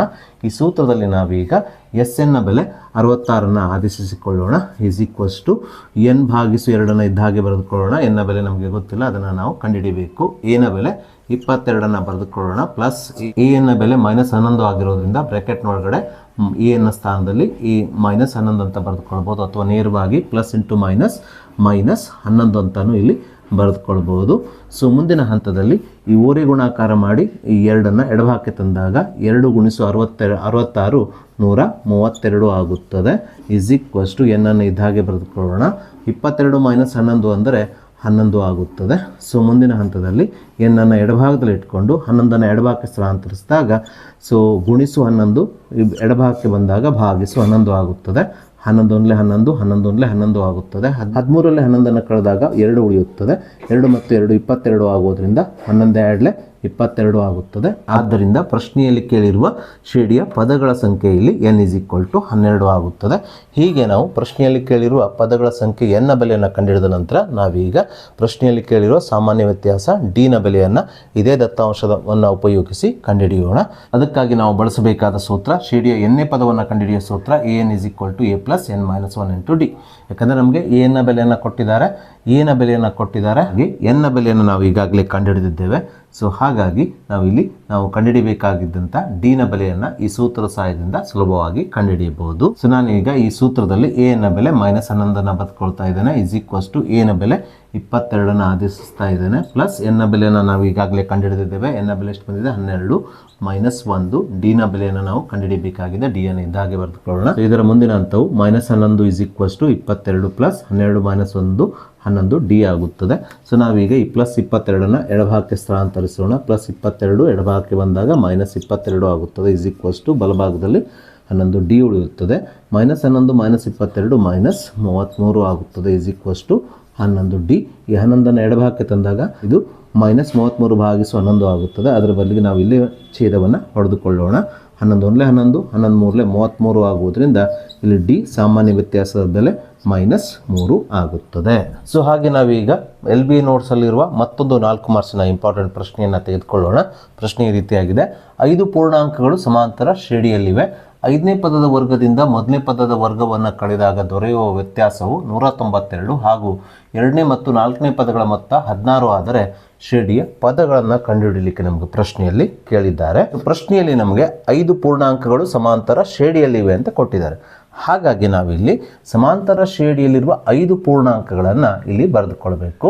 ಅಂದರೆ ಈ 5 ಪೂರ್ಣಾಂಕಗಳು ಸಮಾಂತರ ಶ್ರೇಣಿಯಲ್ಲಿ ಇರೋದ್ರಿಂದ ನಾವಿಲ್ಲಿ 5 ಪೂರ್ಣಾಂಕಗಳನ್ನು ಸಮಾಂತರ ಶ್ರೇಣಿಯ ಪದಗಳಾಗಿ ತೆಗೆದುಕೊಳ್ಬೇಕು. ಅದರಲ್ಲಿ ಮೊದಲನೇ ಪದವನ್ನು a-2d ಆಗಿ, ಶ್ರೇಣಿಯ 2ನೇ ಪದವನ್ನು a-d ಆಗಿ, 3ನೇ ಪದವನ್ನು a ಆಗಿ, 4ನೇ ಪದವನ್ನು a+d ಆಗಿ, 5ನೇ ಪದವನ್ನು a+2d ಆಗಿ ತೆಗೆದುಕೊಳ್ಳೋಣ. ಸೊ ಮುಂದುವರೆದ ಪ್ರಶ್ನೆಯಲ್ಲಿ ನಾವೀಗ ಈ ಹೇಳಿಕೆಯನ್ನು ತೆಗೆದುಕೊಂಡು ಶ್ರೇಣಿಯ a ಅಥವಾ d ನ ಬೆಲೆಯನ್ನು ಕಂಡುಹಿಡಿದುಕೊಳ್ಳೋಣ. ಶ್ರೇಣಿಯ 2ನೇ ಪದ ಮತ್ತು 4ನೇ ಪದಗಳ ಮೊತ್ತ 16 ಅಂತ ಕೊಟ್ಟಿದ್ದಾರೆ. ಇಲ್ಲಿ ಶ್ರೇಣಿಯ 2ನೇ ಪದ ಅಂದರೆ a-d, 4ನೇ ಪದ ಅಂದರೆ a+d ಆಗಿದೆ. ಇವುಗಳ ಮೊತ್ತ ಅಂದರೆ a-d + a+d ಆಗುತ್ತದೆ. ಅಂದರೆ ಇವುಗಳ ಪದಗಳನ್ನು ಏನು ಮಾಡಬೇಕು, ಕೂಡಿಸ್ಕೊಳ್ಬೇಕು. ಮೊತ್ತ ಅಂದರೆ ಈಸ್ ಈಕ್ವಲ್ ಟು ಎಷ್ಟು ಕೊಟ್ಟಿದ್ದಾರೆ, 16 ಅಂತ ಕೊಟ್ಟಿರೋದ್ರಿಂದ ಈಸ್ ಈಕ್ವಲ್ ಟು 16 ಅಂತ ಬರೆದುಕೊಳ್ಳೋಣ. ಮುಂದಿನ ಹಂತದಲ್ಲಿ -d + d ಅನ್ನು ಕ್ಯಾನ್ಸಲ್ ಮಾಡೋಣ. 1a 1a 2a ಆಗ್ತದೆ ಈಸ್ ಈಕ್ವಲ್ಸ್ ಟು 16. 2 1 2 2 8 16 ಆಗೋದ್ರಿಂದ ಇಲ್ಲಿ a ನ ಬೆಲೆ ಎಷ್ಟಾಗ್ತದೆ ಅಂದರೆ 8 ಆಗ್ತದೆ. ಹೀಗೆ ನಾವು ಶ್ರೇಣಿಯ ಮೊದಲನೇ ಪದ a ನ ಬೆಲೆಯನ್ನು ಕಂಡುಹಿಡಿದ ನಂತರ ನಾವೀಗ ಪ್ರಶ್ನೆಯಲ್ಲಿ ನೀಡಿರುವ ಈ ಹೇಳಿಕೆಯನ್ನು ತೆಗೆದುಕೊಂಡು d ನ ಬೆಲೆಯನ್ನು ಕಂಡುಹಿಡಿಯೋಣ. ಸಾಮಾನ್ಯ ವ್ಯತ್ಯಾಸ d ನ ಬೆಲೆಯನ್ನು ಕಂಡುಹಿಡಿದುಕೊಳ್ಳೋಣ. ಹೇಳಿಕೆಯಲ್ಲಿ ನಮಗೆ ಶ್ರೇಣಿಯ 5ನೇ ಪದದ ವರ್ಗದಿಂದ ಮೊದಲನೇ ಪದದ ವರ್ಗವನ್ನು ಕಳೆದಾಗ ದೊರೆಯುವ ವ್ಯತ್ಯಾಸ 192 ಅಂತ ಕೊಟ್ಟಿದ್ದಾರೆ. ಇದನ್ನು ನಾವೀಗ ಸಾಂಕೇತಿಕವಾಗಿ ಬರೆದುಕೊಳ್ಬೇಕು. ಶ್ರೇಣಿಯ 5ನೇ ಪದ ಅಂದರೆ a+2d, 5ನೇ ಪದದ ವರ್ಗ ಅಂದರೆ a+2d ದ ವರ್ಗ. ಸೊ 5ನೇ ಪದದ ವರ್ಗದಿಂದ ಮೊದಲನೇ ಪದದ ವರ್ಗವನ್ನು ಕಳೆದಾಗ ಅಂತ ಕೊಟ್ಟಿದ್ದಾರೆ. ಇಲ್ಲಿ ಮೊದಲನೇ ಪದ ಯಾವುದು, a-2d, ಇದರ ವರ್ಗ ಅಂದರೆ a-2d ದ ಸಂಪೂರ್ಣ ವರ್ಗ. ಸೊ ಶ್ರೇಣಿಯ 5ನೇ ಪದದ ವರ್ಗದಿಂದ ಮೊದಲನೇ ಪದದ ವರ್ಗನ ಕಳೆಯೋದಂದರೆ a+2d ದ ಸಂಪೂರ್ಣ ವರ್ಗ -a-2d ದ ಸಂಪೂರ್ಣ ವರ್ಗ ಆಗ್ತದೆ. ಹೀಗೆ ಶ್ರೇಣಿಯ 5ನೇ ಪದದ ವರ್ಗದಿಂದ ಮೊದಲನೇ ಪದದ ವರ್ಗವನ್ನು ಕಳೆದಾಗ ಬರುವ ವ್ಯತ್ಯಾಸ ಎಷ್ಟು ಕೊಟ್ಟಿದ್ದಾರೆ, 192 ಅಂತ ಕೊಟ್ಟಿರೋದ್ರಿಂದ ಈಸ್ ಈಕ್ವಲ್ ಟು 192 ಅಂತ ಇಲ್ಲಿ ನಾವು ಬರೆದುಕೊಳ್ಳೋಣ. ಸೊ ಮುಂದಿನ ಹಂತದಲ್ಲಿ a+2d ದ ಸಂಪೂರ್ಣ ವರ್ಗವನ್ನು ನಾವು a+b ದ ಸಂಪೂರ್ಣ ವರ್ಗ ಈ ಸೂತ್ರವನ್ನು ಬಳಸಿಕೊಂಡು ವಿಸ್ತರಿಸಬೇಕು. ಆ ಸೂತ್ರದ ಪ್ರಕಾರ ಮೊದಲನೇ ಪದದ ವರ್ಗ, ಇಲ್ಲಿ ಮೊದಲನೇ ಪದ a ದ ವರ್ಗ ಪ್ಲಸ್ 2ನೇ ಪದದ ವರ್ಗ, ಇಲ್ಲಿ 2ನೇ ಪದ 2d, 2ನೇ ಪದ ವರ್ಗ ಅಂದರೆ 2d ದ ಸಂಪೂರ್ಣ ವರ್ಗ, 2ರ ವರ್ಗ 4d ದ ವರ್ಗ ಆಗುತ್ತದೆ, ಪ್ಲಸ್ 2 ಗುಣಿಸು ಮೊದಲನೇ ಪದ ಗುಣಿಸು 2ನೇ ಪದ ಅಂದರೆ 2 4 a d ಆಗುತ್ತದೆ, ಮೈನಸ್ ಇಲ್ಲಿ ನಾವು a-2d ದ ಸಂಪೂರ್ಣ ವರ್ಗವನ್ನು a-b ದ ಸಂಪೂರ್ಣ ವರ್ಗ ಈ ಸೂತ್ರವನ್ನು ಬಳಸಿಕೊಂಡು ವಿಸ್ತರಿಸಬೇಕು. ಆ ಸೂತ್ರದ ಪ್ರಕಾರ ಮೊದಲನೇ ಪದದ ವರ್ಗ ಅಂದರೆ a ದ ವರ್ಗ ಪ್ಲಸ್ 2ನೇ ಪದದ ವರ್ಗ ಅಂದರೆ 2d ದ ಸಂಪೂರ್ಣ ವರ್ಗ, 2ರ ವರ್ಗ 4d ದ ವರ್ಗ, ಮೈನಸ್ 2 ಗುಣಿಸು ಮೊದಲನೇ ಪದ ಗುಣಿಸು 2ನೇ ಪದ ಅಂದರೆ 2 4 a d ಆಗುತ್ತದೆ ಈಸ್ ಈಕ್ವಲ್ ಟು 192 ಇದ್ದ ಹಾಗೆ ಬರೆದುಕೊಳ್ಳೋಣ. ಸೊ ಮುಂದಿನ ಹಂತದಲ್ಲಿ ಈ ಮೂರು ಪದಗಳನ್ನು ಇದ್ದ ಹಾಗೆ ಬರೆದುಕೊಳ್ಳೋಣ. ಈ ಮೈನಸ್ಸಿಂದ ಈ ಬ್ರ್ಯಾಕೆಟ್ನ ಒಳಗಡೆ ಇರುವಂಥ ಮೂರು ಪದಗಳ ಚಿಹ್ನೆಗಳಿಗೆ ಗುಣಿಸ್ಕೊಂಡು ಬ್ರ್ಯಾಕೆಟನ್ನು ರಿಮೂವ್ ಮಾಡಿಕೊಳ್ಳೋಣ. So minus into plus minus a ದ ವರ್ಗ minus into plus minus 4d ದ ವರ್ಗ minus into minus plus 4ad ಆಗ್ತದೆ. ಅಂದರೆ ಮೈನಸ್ದಿಂದ ಯಾವುದೇ ಪದದ ಚಿಹ್ನೆಗೆ ಗುಣಿಸ್ಕೊಂಡ್ರೆ ಆ ಪದದ ಚಿಹ್ನೆ ಬದಲಾವಣೆ ಆಗ್ತದೆ. ಆದ್ದರಿಂದ ಇಲ್ಲಿ ಪ್ಲಸ್ a ದ ವರ್ಗ ಮೈನಸ್ a ದ ವರ್ಗ ಆಗ್ತದೆ, ಪ್ಲಸ್ 4d ದ ವರ್ಗ ಮೈನಸ್ 4d ದ ವರ್ಗ ಆಗ್ತದೆ, minus 4ad minus into minus plus 4ad ಆಗ್ತದೆ. ಸೊ ನಾವು ಈಗ ಇದನ್ನು ಸಂಕ್ಷೇಪಿಸೋಣ. ಪ್ಲಸ್ a ದ ವರ್ಗ ಮೈನಸ್ a ದ ವರ್ಗವನ್ನು ಕ್ಯಾನ್ಸಲ್ ಮಾಡೋಣ. ಪ್ಲಸ್ 4d ದ ವರ್ಗ ಮೈನಸ್ 4d ದ ವರ್ಗ ಕ್ಯಾನ್ಸಲ್ ಆಗ್ತದೆ. So plus 4ad plus 4ad plus 8ad ಆಗುತ್ತದೆ ಈಸ್ ಈಕ್ವಲ್ಸ್ ಟು 192 ಇದ್ದ ಹಾಗೆ ಬರೆದುಕೊಳ್ಳೋಣ. ಸೊ ಮುಂದಿನ ಹಂತದಲ್ಲಿ ಈ 8adಯಲ್ಲಿ a ನ ಸ್ಥಾನದಲ್ಲಿ a ನ ಬೆಲೆ 8ಅನ್ನು ಆದೇಶಿಸಿದಾಗ 8ad ಏನಾಗ್ತದೆ, 8 ಗುಣಿಸು d ಆಗುತ್ತದೆ ಈಸ್ ಈಕ್ವಲ್ ಟು 192. 8 8 ಎಷ್ಟಾಗ್ತದೆ, 64 ಆಗುತ್ತದೆ ಈಸ್ ಈಕ್ವಲ್ಸ್ ಟು 192. ಸೊ ಮುಂದಿನ ಹಂತದಲ್ಲಿ ಡಿ ಅನ್ನು ಎಡಭಾಗದಲ್ಲಿ ಇಟ್ಕೊಂಡು ಸೊ ಗುಣಿಸು 64ಅನ್ನು ಬಲಭಾಗಕ್ಕೆ ಸ್ಥಳಾಂತರಿಸಿದಾಗ ಭಾಗಿಸು 64 ಆಗುತ್ತದೆ. ಸೊ ನಾವೀಗ ಈ 192ಕ್ಕೆ 64ರಿಂದ ನೇರವಾಗಿ ಭಾಗಿಸ್ಕೊಳ್ಬೋದು ಅಥವಾ 8ರಿಂದ ಈ 192ಕ್ಕೂ ಮತ್ತು 64ಕ್ಕೂ ಸಹ ಛೇದ ಹೊಡೆದುಕೊಳ್ಬೋದು. ಸೊ 8 8 64, 8 2 16, 19 14 ಕಳೆದ್ರೆ 3 ಉಳಿಯುತ್ತದೆ. 3 ಮತ್ತು 2 32 ಆಗುತ್ತದೆ. ಸೊ 8 4 32 ಆಗುತ್ತದೆ. 8 1 8, 8 3 24 ಆಗುವುದರಿಂದ ಇಲ್ಲಿ ಡಿನ ಬೆಲೆಯು ಎಷ್ಟಾಗ್ತದೆ? 3 ಆಗುತ್ತದೆ. ಸೊ ಹೀಗೆ ನಾವು ಶ್ರೇಣಿಯ ಮೊದಲನೇ ಪದ ಎನ ಬೆಲೆ ಹಾಗೂ ಡಿನ ಬೆಲೆ ಅಂದರೆ ಸಾಮಾನ್ಯ ವ್ಯತ್ಯಾಸ ಡಿನ ಬೆಲೆಯನ್ನು ಕಂಡುಹಿಡಿದ ನಂತರ ನಾವೀಗ ಶ್ರೇಣಿಯ 5 ಪದಗಳನ್ನು ಬರೆಯೋಣ. ಸೊ ಇಲ್ಲಿ ನಾವು ಶ್ರೇಣಿಯ 5 ಪದಗಳನ್ನು a-2d, a-d, a+d ಮತ್ತು a+2d ಆಗಿ ತೆಗೆದುಕೊಂಡಿದ್ದೇವೆ. ಸೊ ಈ ಪದಗಳಲ್ಲಿ ನಾವು ಶ್ರೇಣಿಯ ಮೊದಲನೇ ಪದ ಎನ ಬೆಲೆ ಹಾಗೂ ಸಾಮಾನ್ಯ ವ್ಯತ್ಯಾಸ ಡಿನ ಬೆಲೆಯನ್ನು ಆದೇಶಿಸಿ ಶ್ರೇಣಿಯ ಪದಗಳನ್ನು ಬರೆಯೋಣ. ಶ್ರೇಣಿಯ ಮೊದಲನೇ ಪದ a-2d, ಎನ ಬೆಲೆ 8 ಮೈನಸ್ 2 ಗುಣಿಸು ಡಿನ ಬೆಲೆ 3 ಆದೇಶಿಸೋಣ. ಶ್ರೇಣಿಯ ಎರಡನೇ ಪದ a-2d, ಎನ ಬೆಲೆ 8, ಡಿನ ಬೆಲೆ 3 ಆದೇಶಿಸೋಣ. ಹಾಗೆ ಶ್ರೇಣಿಯ ಮೂರನೇ ಪದ ಎನ ಬೆಲೆ ಎಷ್ಟಿದೆ? 8 ಇದೆ, 8 ಬರೆದುಕೊಳ್ಳೋಣ. ಹಾಗೆ ಶ್ರೇಣಿಯ ನಾಲ್ಕನೇ ಪದ a+d, ಎನ ಬೆಲೆ 8, ಡಿನ ಬೆಲೆ ಎಷ್ಟು? 3 ಆದೇಶಿಸೋಣ. ಶ್ರೇಣಿಯ ಐದನೇ ಪದ a+2d, ಎನ ಬೆಲೆ 8 ಪ್ಲಸ್ 2 ಗುಣಿಸು ಡಿನ ಬೆಲೆ 3 ಬರೆದುಕೊಳ್ಳೋಣ. ನಾವೀಗ ಇದನ್ನು ಸಂಕ್ಷೇಪಿಸಬೇಕು. ಸೊ 8 ಮೈನಸ್ 2 ಗುಣಿಸು 3, 2 3 6 ಆಗುತ್ತದೆ. 8 ಮೈನಸ್ 6 ಅಂದರೆ 2 ಆಗುತ್ತದೆ. ಹಾಗೆ 8 ಮೈನಸ್ 3 ಅಂದರೆ 5 ಆಗುತ್ತದೆ. ಸೊ 8 ಇದ್ದ ಹಾಗೆ ಬರೆದುಕೊಳ್ಳೋಣ. ಮೂರನೇ ಪದ ನಾಲ್ಕನೇ ಪದ 8 ಪ್ಲಸ್ 3 ಅಂದರೆ 11 ಆಗುತ್ತದೆ. ಐದನೇ ಪದ 8 ಪ್ಲಸ್ 2 ಗುಣಿಸು 3, 2 3 6, 8 ಪ್ಲಸ್ 6 ಅಂದರೆ 14 ಆಗುತ್ತದೆ.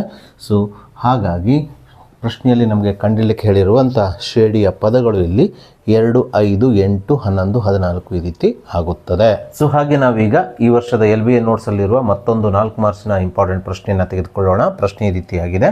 ಮೊದಲ ಪದ ಮತ್ತು ಸಾಮಾನ್ಯ ವ್ಯತ್ಯಾಸಗಳ ಅನುಪಾತ 3:2 ಇರುವ ಸಮಾಂತರ ಶ್ರೇಣಿಯ ಮೊದಲ 26 ಪದಗಳವರೆಗಿನ ಮೊತ್ತವು 1456 ಆಗಿದೆ.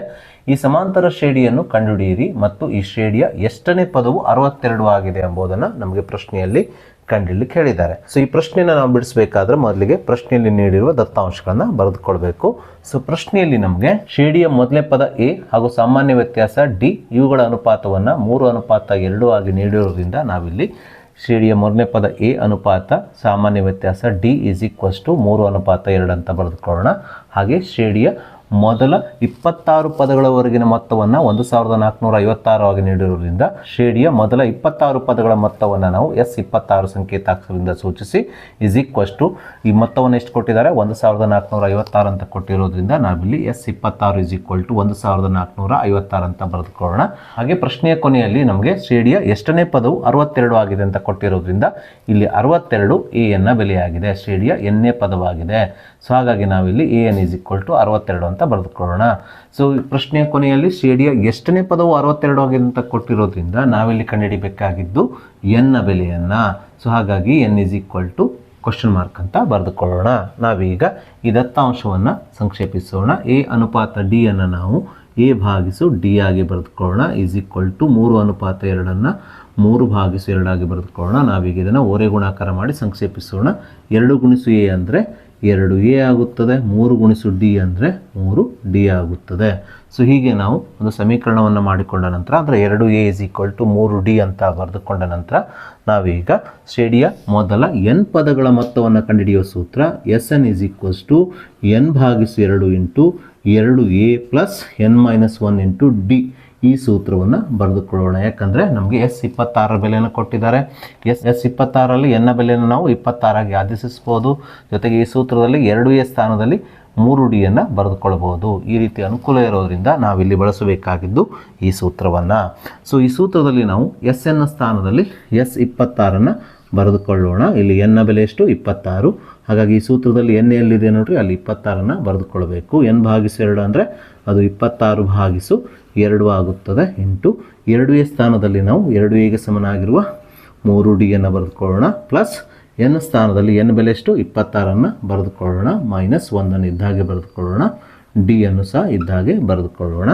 S26 ಬೆಲೆಯನ್ನು ಎಷ್ಟು ಕೊಟ್ಟಿದ್ದಾರೆ? 1456 ಕೊಟ್ಟಿದ್ದಾರೆ. = 2 1 2 2 1 2 2 3 6 ಆಗೋದ್ರಿಂದ 26ಕ್ಕೆ 2ರಿಂದ ಭಾಗಿಸಿದಾಗ ಎಷ್ಟು ಬರ್ತದೆ? ಉತ್ತರ 13 ಬರ್ತದೆ. 13 ಬರೆದುಕೊಳ್ಳ್ರಿ. 3d ಇದ್ದ ಹಾಗೆ ಬರೆದುಕೊಳ್ಳ್ರಿ. 26 - 1 ಅಂದರೆ 25d ಆಗುತ್ತದೆ. ಸೊ ಮುಂದಿನ ಹಂತದಲ್ಲಿ 1456 ಇದ್ದ ಹಾಗೆ ಬರೆದುಕೊಳ್ಳೋಣ = 13 ಇಂಟು 3d ಪ್ಲಸ್ 25d ಅಂದರೆ 28d ಆಗುತ್ತದೆ. ಸೊ ನಾವೀಗ ಈ ಡಿ ಅನ್ನು ಸಮೀಕರಣದ ಬಲಭಾಗದಲ್ಲಿ ಇಟ್ಕೊಂಡು 13 ಗುಣಿಸು 28 ಸಮೀಕರಣದ ಎಡಭಾಗಕ್ಕೆ ಸ್ಥಳಾಂತರಿಸಿದಾಗ ಈ ಗುಣಿಸು ಇರೋದು ಇಲ್ಲಿ ಏನಾಗ್ತದೆ ಭಾಗಿಸು ಆಗುತ್ತದೆ. ಹಾಗಾಗಿ ಇಲ್ಲಿ D = 1456 ಭಾಗಿಸು 13 ಗುಣಿಸು 28 ಆಗುತ್ತದೆ. ಸೊ ನಾವೀಗ ಈ 1456ಕ್ಕೆ 13ರಿಂದ ಭಾಗಿಸ್ಕೊಳ್ಳೋಣ. ಸೊ ನಾನು ಇಲ್ಲಿ ಒಂದು ಅಂಶವನ್ನು ನಿಮ್ಗೆ ತಿಳಿಸ್ಬೇಕು, ಅದೇನಂದ್ರೆ ಇಲ್ಲಿ 13 ಗುಣಿಸು 28 ಅಂತ ಇದೆ. ನಾನು ಇಲ್ಲಿ 13 ಮತ್ತು 28 ಗುಣಿಸ್ಕೊಳ್ಳಿಕ್ಕೆ ಹೋಗಲಿಲ್ಲ, ಬದಲಿಗೆ ಆ್ಯಸ್ ಇಟ್ ಈಸ್ ಇಲ್ಲಿ ಬರೆದುಕೊಂಡಿದ್ದೇನೆ. ನಂತರ ಇದನ್ನು ಒಂದೊಂದೇ ಸಂಖ್ಯೆಯಿಂದ ಭಾಗಿಸ್ತೇನೆ. ಸೊ ನೀವು ಬೇಕಾದರೆ ಇವೆರಡನ್ನು ಗುಣಿಸಿ ಬಂದ ಗುಣಲಬ್ಧದಿಂದ ಈ ಸಂಖ್ಯೆಯನ್ನು ಭಾಗಿಸ್ಕೊಳ್ಬೋದು. ನಾನಿಲ್ಲಿ ನೇರವಾಗಿ ಆ್ಯಸ್ ಇಟ್ ಈಸ್ ಬರ್ಕೊಳ್ತಾ ಇದ್ದೇನೆ. ನಾನೀಗ ಇಲ್ಲಿ 1456ಕ್ಕೆ 13ರಿಂದ ಪ್ರತ್ಯೇಕವಾಗಿ ಭಾಗಿಸ್ತಾ ಇದ್ದೇನೆ. ಸೊ 13 ಅಂದರೆ 13, 14ರಲ್ಲಿ 13 ಕಳೆದ್ರೆ 1 ಉಳಿಯುತ್ತದೆ, 1 ಮತ್ತು 5 15, 13 ಅಂದರೆ 13 ಆಗುತ್ತದೆ. ಸೊ 15ರಲ್ಲಿ 13 ಕಳೆದ್ರೆ 2 ಉಳಿಯುತ್ತದೆ, 2 ಮತ್ತು 6 26 ಆಗುತ್ತದೆ, 13 2 26 ಆಗುತ್ತದೆ, 28 1 28, 28 4 112 ಆಗುವುದರಿಂದ ಇಲ್ಲಿ ಡಿ ಸಮಾಂತರ ಶ್ರೇಣಿಯ ಸಾಮಾನ್ಯ ವ್ಯತ್ಯಾಸ ಡಿನ ಬೆಲೆಯು 4 ಆಗುತ್ತದೆ. ಸೊ ಹೀಗೆ ನಾವು ಶ್ರೇಣಿಯ ಸಾಮಾನ್ಯ ವ್ಯತ್ಯಾಸ ಡಿನ ಬೆಲೆಯನ್ನು ಕಂಡುಹಿಡಿದ ನಂತರ ನಾವೀಗ ಈ ಡಿನ ಬೆಲೆ 4ಅನ್ನು 2a = 3d ಈ ಸಮೀಕರಣದಲ್ಲಿ ಆದೇಶಿಸಿ ಶ್ರೇಣಿಯ ಮೊದಲನೇ ಪದ ಎನ ಬೆಲೆಯನ್ನು ಕಂಡುಹಿಡಿಯೋಣ. ಸೊ 2a ಇದ್ದ ಹಾಗೆ ಬರೆದುಕೊಳ್ಳೋಣ. = 3 ಗುಣಿಸು ಡಿನ ಬೆಲೆ ಎಷ್ಟಿದೆ? 4 ಇದೆ. 4ಅನ್ನು ಡಿನ ಸ್ಥಾನದಲ್ಲಿ ಆದೇಶಿಸೋಣ. ಸೊ 2 1 2, 2 2 4 ಆಗುವುದರಿಂದ ಇಲ್ಲಿ ಎನ ಬೆಲೆಯು 3 2 6 ಆಗುತ್ತದೆ. ಹೀಗೆ ನಾವು ಶ್ರೇಣಿಯ ಮೊದಲನೇ ಪದ ಎನ ಬೆಲೆ ಹಾಗೂ ಸಮಾಂತರ ಶ್ರೇಣಿಯ ಸಾಮಾನ್ಯ ವ್ಯತ್ಯಾಸ ಡಿನ ಬೆಲೆಗಳನ್ನು ಕಂಡುಹಿಡಿದ ನಂತರ ನಾವೀಗ ಸಮಾಂತರ ಶ್ರೇಣಿಯನ್ನು ಬರೆಯೋಣ. ಶ್ರೇಣಿಯ ಸಾಮಾನ್ಯ ರೂಪವು a + d, a + 2d, a + 3d, a + 4d ಆಗಿರುವುದರಿಂದ ಸೊ ನಾವು ಶ್ರೇಣಿಯ ಸಾಮಾನ್ಯ ರೂಪವನ್ನು ಇಲ್ಲಿ ಬರೆದುಕೊಳ್ಳೋಣ. ಮುಂದಿನ ಹಂತದಲ್ಲಿ ಶ್ರೇಣಿಯ ಮೊದಲನೇ ಪದ ಎ ಆಗಿರೋದ್ರಿಂದ ಎನ ಬೆಲೆ ಎಷ್ಟು ಬಂದಿದೆ? 6 ಇಲ್ಲಿ ಬರೆದುಕೊಳ್ಳೋಣ. ತದನಂತರ ಈ ಶ್ರೇಣಿಯ ಮೊದಲನೇ ಪದಕ್ಕೆ ಸಾಮಾನ್ಯ ವ್ಯತ್ಯಾಸವನ್ನು ಕೂಡಿಸಿ ಶ್ರೇಣಿಯ ಎರಡನೇ ಪದವನ್ನು ಬರೆದುಕೊಳ್ಳೋಣ. ಅಂದರೆ ಶ್ರೇಣಿಯ ಮೊದಲನೇ ಪದ ಎ ಪ್ಲಸ್ ಸಾಮಾನ್ಯ ವ್ಯತ್ಯಾಸ 4, 6 + 4 ಅಂದರೆ ಎಷ್ಟಾಗ್ತದೆ? 10 ಇಲ್ಲಿ ನೇರವಾಗಿ ಬರೆದುಕೊಳ್ಳೋಣ. ಅದೇ ರೀತಿ ಶ್ರೇಣಿಯ ಮೂರನೇ ಪದವನ್ನು ಕಂಡುಹಿಡಿಬೇಕಾದ್ರೆ ನಾವು ಶ್ರೇಣಿಯ ಎರಡನೇ ಪದಕ್ಕೆ ಸಾಮಾನ್ಯ ವ್ಯತ್ಯಾಸ ಡಿನ ಬೆಲೆಯನ್ನು ಕೂಡಿಸ್ಕೊಳ್ಬೇಕು. ಶ್ರೇಣಿಯ ಎರಡನೇ ಪದ 10 ಇದೆ, 10ಕ್ಕೆ ಡಿನ ಬೆಲೆ 4ಅನ್ನು ಕೂಡಿಸ್ಕೊಂಡಾಗ ಎಷ್ಟಾಗ್ತದೆ? 14 ಆಗುತ್ತದೆ. ಹೀಗೆ ಸಮಾಂತರ ಶ್ರೇಣಿಯನ್ನು ನಾವು ಬರೆದಾಗ ಪ್ರಶ್ನೆಯಲ್ಲಿ ಕೇಳಿರುವ ಸಮಾಂತರ ಶ್ರೇಣಿಯು ಇಲ್ಲಿ 6, 10, 14, 18, 22, 26 ಈ ರೀತಿ ಆಗ್ತಾ ಹೋಗ್ತದೆ. ಸೊ ಹೀಗೆ ನಾವು ಪ್ರಶ್ನೆಯಲ್ಲಿರುವಂಥ ಮೊದಲನೇ ಉಪಪ್ರಶ್ನೆಗೆ ಉತ್ತರಿಸಬೇಕು. ಇದಾದ ನಂತರ ಪ್ರಶ್ನೆಯ ಕೊನೆಯಲ್ಲಿ ನಮಗೆ ಈ ಶ್ರೇಣಿಯ ಎಷ್ಟನೇ ಪದವು 62 ಆಗಿದೆ ಅಂತ ಕೊಟ್ಟಿದ್ದಾರೆ. ಸೊ ಇಲ್ಲಿ ಶ್ರೇಣಿಯ ಎಷ್ಟನೇ ಪದವು 62 ಆಗಿದೆ ಎಂಬುದನ್ನು ನಾವು ಕಂಡುಹಿಡಿಬೇಕಾದರೆ, ಅಂದರೆ ಎನ್ನ ಬೆಲೆಯನ್ನು ಕಂಡುಹಿಡಿಬೇಕಾದರೆ ಇಲ್ಲಿ ನಾವು ಬಳಸಬೇಕಾದ ಸೂತ್ರ ಶ್ರೇಣಿಯ ಎನ್ನೇ ಪದವನ್ನು ಕಂಡುಹಿಡಿಯುವ ಸೂತ್ರ an = a + n - 1 × d. ಈ ಸೂತ್ರದಲ್ಲಿ ನಾವೀಗ ಎ ನ ಬೆಲೆ 62, ಎ ನ ಬೆಲೆ 6, ಡಿ ನ ಬೆಲೆ 4ಅನ್ನು ಆದೇಶಿಸಿ ಎನ್ನ ಬೆಲೆಯನ್ನು ಕಂಡುಹಿಡಿಯೋಣ. ಶ್ರೇಣಿಯ ಎನ್ನೇ ಪದ ಅಥವಾ ಎ ನ ಬೆಲೆ ಎಷ್ಟಿದೆ? 62 ಆಗಿರೋದ್ರಿಂದ ಸೊ ಎ ನ ಸ್ಥಾನದಲ್ಲಿ 62ಅನ್ನು ಬರೆದುಕೊಳ್ಳೋಣ. ಎ ನ ಬೆಲೆ 6 ಪ್ಲಸ್ ಎನ್ನನ್ನು ಇದ್ದ ಹಾಗೆ ಬರೆದುಕೊಳ್ಳೋಣ, -1 ಇದ್ದ ಹಾಗೆ ಬರೆದುಕೊಳ್ಳೋಣ. ಡಿ ನ ಬೆಲೆ ಎಷ್ಟಿದೆ? 4 ಇದೆ, 4ಅನ್ನು ಇಲ್ಲಿ ಬರೆದುಕೊಳ್ಳೋಣ. ಸೊ ಮುಂದಿನ ಹಂತದಲ್ಲಿ 62 ಈ +6 ಈ ಕಡೆ ತಂದಾಗ -6 ಆಗುತ್ತದೆ. ಸೊ n - 1ಅನ್ನು ಇದ್ದ ಹಾಗೆ ಬರೆದುಕೊಳ್ಳೋಣ, ಇಂಟು 4ಅನ್ನು ಸಹ ಇದ್ದ ಹಾಗೆ ಬರೆದುಕೊಳ್ಳೋಣ. 62 - 6 ಅಂದರೆ 56 ಆಗುತ್ತದೆ. = n - 1 ಇಂಟು 4ಅನ್ನು ಬರೆದುಕೊಳ್ಳೋಣ. ಸೊ ಈ 4ರಿಂದ 56ಕ್ಕೆ ಭಾಗಿಸಿಕೊಳ್ಳೋಣ. 4 1 4, 4 1 4, 5ರಲ್ಲಿ 4 ಕಳೆದ್ರೆ 1 ಉಳಿಯುತ್ತದೆ, 1 ಮತ್ತು 6 16 ಆಗುತ್ತದೆ, 4 4 16 ಆಗುತ್ತದೆ. ಆದ್ದರಿಂದ ಇಲ್ಲಿ 14 ಉಳಿಯುತ್ತದೆ. ಬಲಭಾಗದಲ್ಲಿ n - 1 ಮಾತ್ರ ಉಳಿಯುತ್ತದೆ. ಮುಂದಿನ ಹಂತದಲ್ಲಿ ಎನ್ನನ್ನು ಬಲಭಾಗದಲ್ಲಿ ಇಟ್ಕೊಂಡು -1ಅನ್ನು ಎಡಭಾಗಕ್ಕೆ ಸ್ಥಳಾಂತರಿಸಿದಾಗ -1 ಎಡಭಾಗಕ್ಕೆ ಬಂದಾಗ +1 ಆಗುತ್ತದೆ. ಆದ್ದರಿಂದ ಇಲ್ಲಿ n = 14 + 1 ಎಷ್ಟಾಗ್ತದೆ? 15 ಆಗುತ್ತದೆ. ಹಾಗಾಗಿ ಇಲ್ಲಿ ಶ್ರೇಣಿಯ 15ನೇ ಪದವು 62 ಆಗುತ್ತದೆ. ಹೀಗೆ ನಾವು ನೀಡಿದಂಥ ಪ್ರಶ್ನೆಗೆ ಉತ್ತರಿಸಬೇಕು. ಸೊ ಹಾಗೆ ನಾವೀಗ ಏಪ್ರಿಲ್ 2024 ವಾರ್ಷಿಕ ಪರೀಕ್ಷೆಯಲ್ಲಿ 4 ಮಾರ್ಚ್ಗೆ ಕೇಳಿರುವ ಅದೇ ರೀತಿ ಈ ವರ್ಷದ LBA ನೋಟ್ಸಲ್ಲೂ ಇರುವಂಥ ಒಂದು 4 ಮಾರ್ಚ್ನ ಇಂಪಾರ್ಟೆಂಟ್ ಪ್ರಶ್ನೆಯನ್ನು ತೆಗೆದುಕೊಳ್ಳೋಣ. ಪ್ರಶ್ನೆ ಈ ರೀತಿಯಾಗಿದೆ: ಒಂದು ಸಮಾಂತರ ಶ್ರೇಣಿಯ ಮೊದಲ n ಪದಗಳವರೆಗಿನ ಮೊತ್ತ 210 ಮತ್ತು ಮೊದಲ n - 1 ಪದಗಳವರೆಗಿನ ಮೊತ್ತ 171 ಆಗಿದೆ.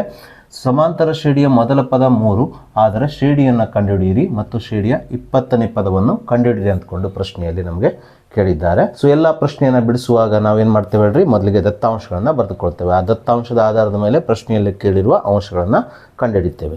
ಸೊ ಇಲ್ಲೂ ಸಹ ನಾವು ಪ್ರಶ್ನೆಯಲ್ಲಿ ನೀಡಿರುವ ದತ್ತಾಂಶಗಳನ್ನು ಮೊದಲಿಗೆ ಬರೆದುಕೊಳ್ಳೋಣ. ಪ್ರಶ್ನೆಯಲ್ಲಿ ನಮಗೆ ಶ್ರೇಣಿಯ ಮೊದಲ n ಪದಗಳವರೆಗಿನ ಮೊತ್ತವನ್ನು 210 ಆಗಿ ನೀಡಿರುವುದರಿಂದ ಶ್ರೇಣಿಯ ಮೊದಲ n ಪದಗಳ ಮೊತ್ತವನ್ನು ನಾವು SN ಸಂಕೇತಾಕ್ಷರದಿಂದ ಸೂಚಿಸುವುದರಿಂದ ಇಲ್ಲಿ ನಮಗೆ ನೀಡಿದ್ದು SN = 210. ಅಂದರೆ ಶ್ರೇಣಿಯ ಮೊದಲ n ಪದಗಳವರೆಗಿನ ಮೊತ್ತ SN = 210. ಅದೇ ರೀತಿ ಶ್ರೇಣಿಯ ಮೊದಲ n-1 ಪದಗಳವರೆಗಿನ ಮೊತ್ತವನ್ನು 171 ಆಗಿ ನೀಡಿರುವುದರಿಂದ ಶ್ರೇಣಿಯ ಮೊದಲ n-1 ಪದಗಳವರೆಗಿನ ಮೊತ್ತವನ್ನು ನಾವು SN-1 ಸಂಕೇತಾಕ್ಷರದಿಂದ ಸೂಚಿಸುವುದರಿಂದ ನಾವಿಲ್ಲಿ ಶ್ರೇಣಿಯ ಮೊದಲ n-1 ಪದಗಳವರೆಗಿನ ಮೊತ್ತ SN-1 = 171 ಅಂತ ಬರೆದುಕೊಳ್ಳೋಣ. ಅದೇ ರೀತಿ ಶ್ರೇಣಿಯ ಮೊದಲನೇ ಪದವನ್ನು ನಮಗೆ 3 ಆಗಿ ನೀಡಿರೋದ್ರಿಂದ ನಾವಿಲ್ಲಿ ಶ್ರೇಣಿಯ ಮೊದಲನೇ ಪದ A = 3 ಅಂತ ಬರೆದುಕೊಳ್ಳೋಣ. ಇಷ್ಟು ದತ್ತಾಂಶವನ್ನು ನೀಡಿ ನಮಗೆ ಶ್ರೇಣಿಯನ್ನು ಕಂಡುಹಿಡಲಿಕ್ಕೆ ಹೇಳಿದ್ದಾರೆ. ಜೊತೆಗೆ ಶ್ರೇಣಿಯ 20ನೇ ಪದವನ್ನು ಸಹ ಕಂಡುಹಿಡಲಿಕ್ಕೆ ಹೇಳಿದ್ದಾರೆ. ಶ್ರೇಣಿಯ 20ನೇ ಪದವನ್ನು ನಾವು A20 ಅಂತ ಸೂಚಿಸುವುದರಿಂದ A20 = ? ಅಂತ ಬರೆದುಕೊಳ್ಳೋಣ. ವಿದ್ಯಾರ್ಥಿಗಳೇ, ನಿಮಗೆಲ್ಲ ತಿಳಿದ ಹಾಗೆ ಯಾವುದೇ ಒಂದು ಶ್ರೇಣಿಯ n-ನೇ ಪದ AN ಅನ್ನು ನಾವು ಶ್ರೇಣಿಯ ಮೊದಲ n ಪದಗಳ ಮೊತ್ತ SN ಮೈನಸ್ ಶ್ರೇಣಿಯ ಮೊದಲ n-1 ಪದಗಳ ಮೊತ್ತ SN-1 ಆಗಿ ಬರೆದುಕೊಳ್ಬಹುದು. ಹಾಗಾಗಿ ನಾನಿಲ್ಲಿ AN = SN ಮೈನಸ್ SN-1 ಆಗಿ ಬರೆದುಕೊಂಡಿದ್ದೇನೆ. ಸೊ ಮುಂದಿನ ಹಂತದಲ್ಲಿ SN ನ ಬೆಲೆಯನ್ನು ಕೊಟ್ಟಿದ್ದಾರೆ. ಎಷ್ಟು ಕೊಟ್ಟಿದ್ದಾರೆ? 210 ಆಗಿ ಕೊಟ್ಟಿದ್ದಾರೆ. ಮೈನಸ್ SN-1 ನ ಬೆಲೆ ಎಷ್ಟು ಕೊಟ್ಟಿದ್ದಾರೆ? 171 ಆಗಿ ಕೊಟ್ಟಿರೋದ್ರಿಂದ ನಾನು SN-1 ಸ್ಥಾನದಲ್ಲಿ 171 ಬರೆದುಕೊಂಡಿದ್ದೇನೆ. 210ರಲ್ಲಿ 171 ಕಳೆದಾಗ ಬರುವ ಉತ್ತರ 39. ಆದ್ದರಿಂದ ಶ್ರೇಣಿಯ n-ನೇ ಪದ AN ನ ಬೆಲೆ ಇಲ್ಲಿ 39 ಆಗುತ್ತದೆ. ಸೊ ಮುಂದಿನ ಹಂತದಲ್ಲಿ ನಾವು ಶ್ರೇಣಿಯ ಮೊದಲನೇ ಪದ A ಮತ್ತು ಕೊನೆಯ ಪದ AN ನ ಬೆಲೆಯನ್ನು ನೀಡಿದಾಗ ಶ್ರೇಣಿಯ ಮೊದಲ n ಪದಗಳ ಮೊತ್ತವನ್ನು ಕಂಡುಹಿಡಿಯುವ ಸೂತ್ರ SN = n/2 A plus AN. ಈ ಸೂತ್ರವನ್ನು ಬಳಸಿಕೊಂಡು ಶ್ರೇಣಿಯ ಪದಗಳ ಸಂಖ್ಯೆ n ನ ಬೆಲೆಯನ್ನು ಕಂಡುಹಿಡಿದುಕೊಳ್ಳೋಣ. ಯಾಕಂದರೆ ನಮಗೆ ಇಲ್ಲಿ SN ಬೆಲೆಯನ್ನು ನೀಡಿದ್ದಾರೆ, A ನ ಬೆಲೆಯನ್ನು ನೀಡಿದ್ದಾರೆ, AN ನ ಬೆಲೆಯನ್ನು ನಾವಿಲ್ಲಿ ಕಂಡುಹಿಡ್ಕೊಂಡಿದ್ದೇವೆ. ಹಾಗಾಗಿ ಈ ಸೂತ್ರದಲ್ಲಿ ಇವುಗಳ ಬೆಲೆಗಳನ್ನು ಆದೇಶಿಸಿದಾಗ ನಮಗೆ n ನ ಬೆಲೆ ಸುಲಭವಾಗಿ ಸಿಗುತ್ತದೆ. ಸೊ ಹಾಗಾಗಿ ನಾನು ಈ ಸೂತ್ರದಲ್ಲಿ SN ನ ಬೆಲೆ 210 ಬರೆದುಕೊಂಡಿದ್ದೇನೆ. n/2 ಇದ್ದ ಹಾಗೆ ಬರೆದುಕೊಳ್ತಾ ಇದ್ದೇನೆ. ಇಂಟು A ನ ಬೆಲೆ 3 ಆಗಿರೋದ್ರಿಂದ A ನ ಸ್ಥಾನದಲ್ಲಿ 3 ಬರೆದುಕೊಳ್ತಾ ಇದ್ದೇನೆ. ಪ್ಲಸ್ A ನ ಬೆಲೆ ಎಷ್ಟು? 39. AN ನ ಸ್ಥಾನದಲ್ಲಿ ಬರೆದುಕೊಂಡಿದ್ದೇನೆ. ಸೊ ಮುಂದಿನ ಹಂತದಲ್ಲಿ 210 ಇದ್ದ ಹಾಗೆ ಬರೆದುಕೊಳ್ತಾ ಇದ್ದೇನೆ. n/2 ಸಹ ಇದ್ದ ಹಾಗೆ ಬರೆದುಕೊಳ್ತಾ ಇದ್ದೇನೆ. ಇಂಟು 39 + 3 ಅಂದರೆ 42 ಆಗುತ್ತದೆ. ಸೊ ನಾನು ಈಗ ಈ 42ಕ್ಕೆ 2ರಿಂದ ಭಾಗಿಸ್ತಾ ಇದ್ದೇನೆ. 2 × 2 2 2 4 2 1 2 ಆಗುವುದರಿಂದ ಇಲ್ಲಿ n×21 ಮಾತ್ರ ಉಳಿಯುತ್ತದೆ. ಈ -21 ನಾನು ಮುಂದಿನ ಹಂತದಲ್ಲಿ ಎಡಭಾಗಕ್ಕೆ ಸ್ಥಳಾಂತರಿಸ್ತೇನೆ. ಎಡಭಾಗಕ್ಕೆ ಈ -21 ಅಂತಂದಾಗ ಇದು -21 ಆಗುತ್ತದೆ. ಇಲ್ಲಿ n ಮಾತ್ರ ಉಳಿಯುತ್ತದೆ. 21 × 21 21 × 10 210 ಆಗುವುದರಿಂದ ಇಲ್ಲಿ n ಅಂದರೆ ಶ್ರೇಣಿಯ ಪದಗಳ ಸಂಖ್ಯೆ ಎಷ್ಟಾಗ್ತದೆ ಅಂದರೆ 10 ಆಗುತ್ತದೆ. ಸೊ ಹೀಗೆ ನಾವು ಶ್ರೇಣಿಯ n-ನೇ ಪದ AN ನ ಬೆಲೆ ಹಾಗೂ ಪದಗಳ ಸಂಖ್ಯೆ n ನ ಬೆಲೆಯನ್ನು ಕಂಡುಹಿಡಿದ ನಂತರ ನಾವೀಗ ಈ ದತ್ತಾಂಶಗಳನ್ನು ಬಳಸಿಕೊಂಡು ಒಂದು ಸಮಾಂತರ ಶ್ರೇಣಿಯನ್ನು ಬರೆಯಲು ಬೇಕಾದಂಥ D ನ ಬೆಲೆಯನ್ನು ಕಂಡುಹಿಡಿಯೋಣ. ಯಾಕಂದರೆ ನಮಗೆ ಶ್ರೇಣಿಯ ಮೊದಲನೇ ಪದ A ನ ಬೆಲೆಯನ್ನು ಅವರೇ ಕೊಟ್ಟಿದ್ದಾರೆ. ಸೊ ಹಾಗಾಗಿ ನಾನಿಲ್ಲಿ ಶ್ರೇಣಿಯ n-ನೇ ಪದವನ್ನು ಕಂಡುಹಿಡಿಯುವ ಸೂತ್ರ AN = A + n-1 × D. ಈ ಸೂತ್ರವನ್ನು ಬಳಸಿಕೊಂಡು ಶ್ರೇಣಿಯ ಸಾಮಾನ್ಯ ವ್ಯತ್ಯಾಸ D ನ ಬೆಲೆಯನ್ನು ಕಂಡುಹಿಡಿತಾ ಇದ್ದೇನೆ. AN ನ ಬೆಲೆಯನ್ನು ನಾವಿಲ್ಲಿ ಕಂಡುಹಿಡಿದಿದ್ದೇವೆ. AN ನ ಬೆಲೆ ಎಷ್ಟು? 39. AN ನ ಸ್ಥಾನದಲ್ಲಿ ಆದೇಶಿಸಿಕೊಳ್ಳೋಣ. A ನ ಬೆಲೆಯನ್ನು ಶ್ರೇಣಿಯ ಮೊದಲೇ ಪದ A ನ ಬೆಲೆಯನ್ನು ನಮ್ಗೆ ಕೊಟ್ಟಿದ್ದಾರೆ, 3 ಅಂತ ಕೊಟ್ಟಿದ್ದಾರೆ. A ನ ಸ್ಥಾನದಲ್ಲಿ 3 ಬರೆದುಕೊಳ್ಳೋಣ. ಪ್ಲಸ್ n ನ ಬೆಲೆಯನ್ನು ನಾವಿಲ್ಲಿ ಕಂಡುಹಿಡಿದಿದ್ದೇವೆ. n ಬೆಲೆ ಎಷ್ಟಿದೆ? 10 ಇದೆ. n ನ ಸ್ಥಾನದಲ್ಲಿ ಬರೆದುಕೊಳ್ಳೋಣ. -1 ಇದ್ದ ಹಾಗೆ ಬರೆದುಕೊಳ್ಳೋಣ. Into D. ಸೊ ಮುಂದಿನ ಹಂತದಲ್ಲಿ ಈ ಸಮೀಕರಣದ ಬಲಭಾಗದಲ್ಲಿರುವ +3 ಎಡಭಾಗಕ್ಕೆ ಸ್ಥಳಾಂತರಿಸಿದಾಗ +3 -3 ಆಗುತ್ತದೆ. ಹಾಗಾಗಿ ಈ ಸಮೀಕರಣದ ಮುಂದಿನ ಹಂತದಲ್ಲಿ ಎಡಭಾಗವು 39 - 3 ಆಗುತ್ತದೆ. = 10 - 1 9 ಆಗುವುದರಿಂದ ಈ ಎರಡನೇ ಪದವು ಇಲ್ಲಿ 9 D ಆಗುತ್ತದೆ. ಸೊ 39 - 3 ಅಂದರೆ 36 ಆಗುತ್ತದೆ. = 9 D. ಸೊ 9 × 9 9 × 4 36 ಆಗುವುದರಿಂದ ಇಲ್ಲಿ D ನ ಬೆಲೆ ಎಷ್ಟಾಗ್ತದೆ ಅಂದರೆ 4 ಆಗುತ್ತದೆ. ಸೊ ಹೀಗೆ ನಾವು ಸಮಾಂತರ ಶ್ರೇಣಿಯ ಸಾಮಾನ್ಯ ವ್ಯತ್ಯಾಸ D ನ ಬೆಲೆಯನ್ನು ಕಂಡುಹಿಡಿದ ನಂತರ ನಾವೀಗ ಪ್ರಶ್ನೆಯಲ್ಲಿ ಕೇಳಿರುವ ಸಮಾಂತರ ಶ್ರೇಣಿಯನ್ನು ಬರೆಯೋಣ. ಸೊ ಸಮಾಂತರ ಶ್ರೇಣಿಯ ಸಾಮಾನ್ಯ ರೂಪ ನಮಗೆ ತಿಳಿದಿದೆ. ಶ್ರೇಣಿಯ ಸಾಮಾನ್ಯ ರೂಪದಲ್ಲಿ ಮೊದಲನೇ ಪದ A, ಎರಡನೇ ಪದ A + D, ಮೂರನೇ ಪದ A + 2D ಅಂತ ಬರೆದುಕೊಂಡಿದ್ದೇವೆ. ಈ ರೀತಿ ಮುಂದುವರಿತಾನೆ ಹೋಗ್ತದೆ. ಸೊ ನಾವೀಗ ಸಮಾಂತರ ಶ್ರೇಣಿಯ ಸಾಮಾನ್ಯ ರೂಪದಲ್ಲಿ A ನ ಬೆಲೆ 3, D ನ ಬೆಲೆ 4 ಆದೇಶಿಸಿ ಪ್ರಶ್ನೆಯಲ್ಲಿ ಕಂಡುಹಿಡಲಿಕ್ಕೆ ಹೇಳಿರುವಂಥ ಸಮಾಂತರ ಶ್ರೇಣಿಯನ್ನು ಬರೆಯೋಣ. ಸಮಾಂತರ ಶ್ರೇಣಿಯ ಮೊದಲನೇ ಪದ A ಆಗಿರೋದ್ರಿಂದ ಇದನ್ನು ಕೊಟ್ಟಿರೋದ್ರಿಂದ A ನ ಸ್ಥಾನದಲ್ಲಿ 3 ಬರೆದುಕೊಳ್ಳೋಣ. ಹಾಗೆ ಸಮಾಂತರ ಶ್ರೇಣಿಯ ಎರಡನೇ ಪದವನ್ನು ನಾವು ಕಂಡುಹಿಡಬೇಕಾದ್ರೆ ಶ್ರೇಣಿಯ ಮೊದಲನೇ ಪದಕ್ಕೆ ಸಾಮಾನ್ಯ ವ್ಯತ್ಯಾಸ D, 4 ಕೂಡಿಸ್ಕೊಳ್ಬೇಕು. ಶ್ರೇಣಿಯ 3ನೇ ಪದ 3 ಇದೆ, ಸಾಮಾನ್ಯ ವ್ಯತ್ಯಾಸ 4 ಇದೆ. 3 + 4 ಎಷ್ಟಾಗ್ತದೆ? 7 ಆಗುತ್ತದೆ. ಅದೇ ರೀತಿ ಶ್ರೇಣಿಯ 3ನೇ ಪದವನ್ನು ಕಂಡುಹಿಡಿಬೇಕಾದ್ರೆ ನಾವು ಶ್ರೇಣಿಯ 2ನೇ ಪದ 7ಕ್ಕೆ ಸಾಮಾನ್ಯ ವ್ಯತ್ಯಾಸ ಡಿ ನ ಬೆಲೆಯನ್ನು ಕೂಡಿಸ್ಕೊಳ್ಬೇಕು. ಸೊ ಶ್ರೇಣಿಯ 2ನೇ ಪದ 7 ಇದೆ, ಸಾಮಾನ್ಯ ವ್ಯತ್ಯಾಸ 4 ಇದೆ. 7 + 4 ಎಷ್ಟಾಗ್ತದೆ? 11 ಆಗುತ್ತದೆ. ಸೊ ಹೀಗೆ ಪ್ರಶ್ನೆಯಲ್ಲಿ ಕೇಳಿರುವ ಸಮಾಂತರ ಶ್ರೇಣಿಯ ಪದಗಳು ಇಲ್ಲಿ 3, 7, 11, 15, 19 ಈ ರೀತಿ ಆಗುತ್ತಾ ಹೋಗುತ್ತದೆ. ಸೊ ಹೀಗೆ ನಾವು ಮೊದಲನೇ ಪ್ರಶ್ನೆಗೆ ಉತ್ತರಿಸಿದ ನಂತರ ನಾವೀಗ ಪ್ರಶ್ನೆಯಲ್ಲಿ ಕೇಳಿರುವ 2ನೇ ಉಪಪ್ರಶ್ನೆಗೆ ಉತ್ತರಿಸೋಣ. ಎರಡನೇ ಉಪಪ್ರಶ್ನೆಯಲ್ಲಿ ನಮಗೆ ಶ್ರೇಣಿಯ 20ನೇ ಪದ ಅಂದರೆ A20 ಕಂಡುಹಿಡಿಯಲು ಕೇಳಿದ್ದಾರೆ. ಸೊ ಹಾಗಾಗಿ ನಾವಿಲ್ಲಿ ಶ್ರೇಣಿಯ 20ನೇ ಪದವನ್ನು ಕಂಡುಹಿಡಿಯುವ ಸೂತ್ರ A20 = A + 20 - 1 19 ಡಿ ಅನ್ನು ಬರೆದುಕೊಳ್ಳೋಣ. ಸೊ ಈ ಸೂತ್ರದಲ್ಲಿ ನಾವೀಗ ಎ ನ ಬೆಲೆ 3 + 19 ಗುಣಿಸು ಡಿ ನ ಬೆಲೆ 4 ಆದೇಶಿಸಿದಾಗ ಇದರ ಮುಂದಿನ ಹಂತವು 3 + 19 × 4 ಆಗುತ್ತದೆ. ಸೊ ಮುಂದಿನ ಹಂತದಲ್ಲಿ 3 + 19 4 ಎಷ್ಟಾಗ್ತದೆ? 76 ಆಗುತ್ತದೆ. 3 + 76 ಅಂದರೆ 79 ಆಗುವುದರಿಂದ ಪ್ರಶ್ನೆಯಲ್ಲಿ ನಮಗೆ ಕಂಡುಹಿಡಿಯಲಿಕ್ಕೆ ಹೇಳಿರುವಂಥ ಶ್ರೇಣಿಯ 20ನೇ ಪದವು ಇಲ್ಲಿ 79 ಆಗುತ್ತದೆ. ಸೊ ನಾವೀಗ ಆಗಸ್ಟ್ 2024ರ ವಾರ್ಷಿಕ ಪರೀಕ್ಷೆಯಲ್ಲಿ ಕೇಳಲಾದ ಅದೇ ರೀತಿ ಈ ವರ್ಷದ LBA ನೋಟ್ಸಲ್ಲೂ ಇರುವಂಥ ಒಂದು 4 ಮಾರ್ಕ್ಸಿನ ಪ್ರಶ್ನೆಯನ್ನು ತೆಗೆದುಕೊಳ್ಳೋಣ.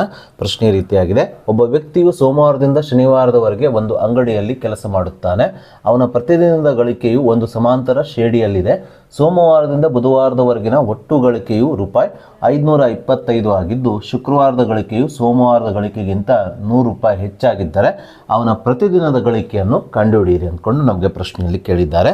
ಈ ಪ್ರಶ್ನೆಯಲ್ಲಿ ನಮಗೆ ಒಬ್ಬ ವ್ಯಕ್ತಿಯು ಒಂದು ಅಂಗಡಿಯಲ್ಲಿ ಕೆಲಸ ಮಾಡ್ತಾ ಇದ್ದಾನೆ.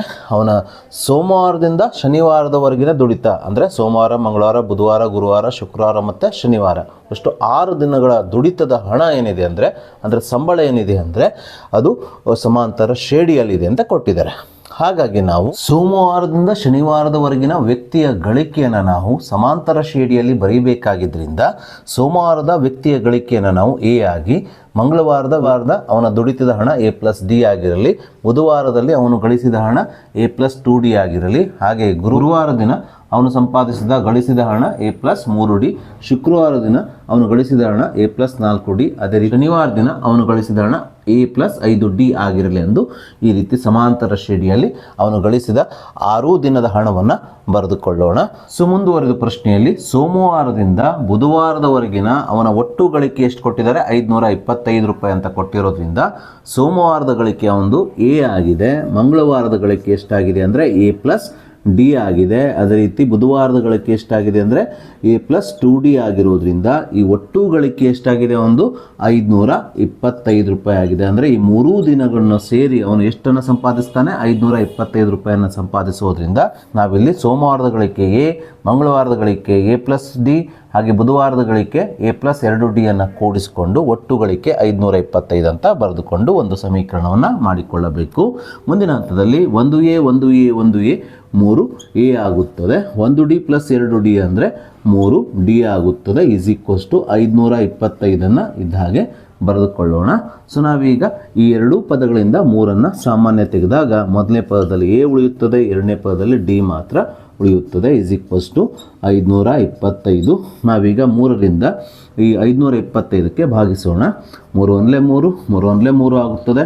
5ರಲ್ಲಿ 3 ಕಳೆದರೆ 2 ಉಳಿಯುತ್ತದೆ, 2 ಮತ್ತು 2 22 ಆಗುತ್ತದೆ. 3 × 7 = 21 ಆಗುತ್ತದೆ. 22ರಲ್ಲಿ 21 ಕಳೆದರೆ 1 ಉಳಿಯುತ್ತದೆ, 1 ಮತ್ತು 5 15 ಆಗುತ್ತದೆ. 3 × 5 15 ಆಗುವುದರಿಂದ ಇಲ್ಲಿ A + D = ಎಷ್ಟಾಗ್ತದೆ?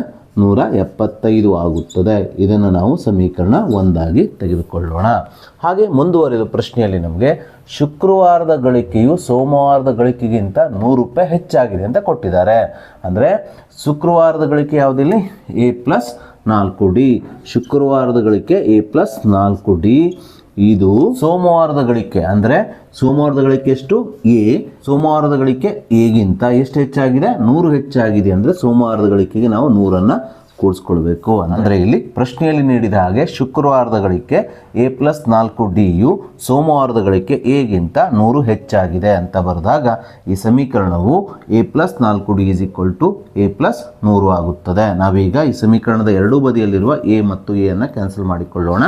ಸೊ A ಮತ್ತು A ಕ್ಯಾನ್ಸಲ್ ಮಾಡಿದಾಗ 4D = 100 ಉಳಿಯುತ್ತದೆ. ಮುಂದಿನ ಹಂತದಲ್ಲಿ ಈ 4ನ್ನು ಬಲಭಾಗಕ್ಕೆ ಸ್ಥಳಾಂತರಿಸಲಾಗ್ತದೆ ಅಥವಾ ನೇರವಾಗಿ ಇಲ್ಲಿ ಛೇದ ಹೊಡೆದ್ರೂ ಆಗ್ತದೆ. ನಾನಿಲ್ಲಿ 4ನ್ನು ಬಲಭಾಗಕ್ಕೆ ಸ್ಥಳಾಂತರಿಸ್ತಾ ಇದ್ದೇನೆ. ಇದು ಭಾಗಿಸು 4 ಆಗುತ್ತದೆ. ನಾವೀಗ 100ಕ್ಕೆ 4ರಿಂದ ಭಾಗಿಸ್ಕೊಳ್ಳೋಣ.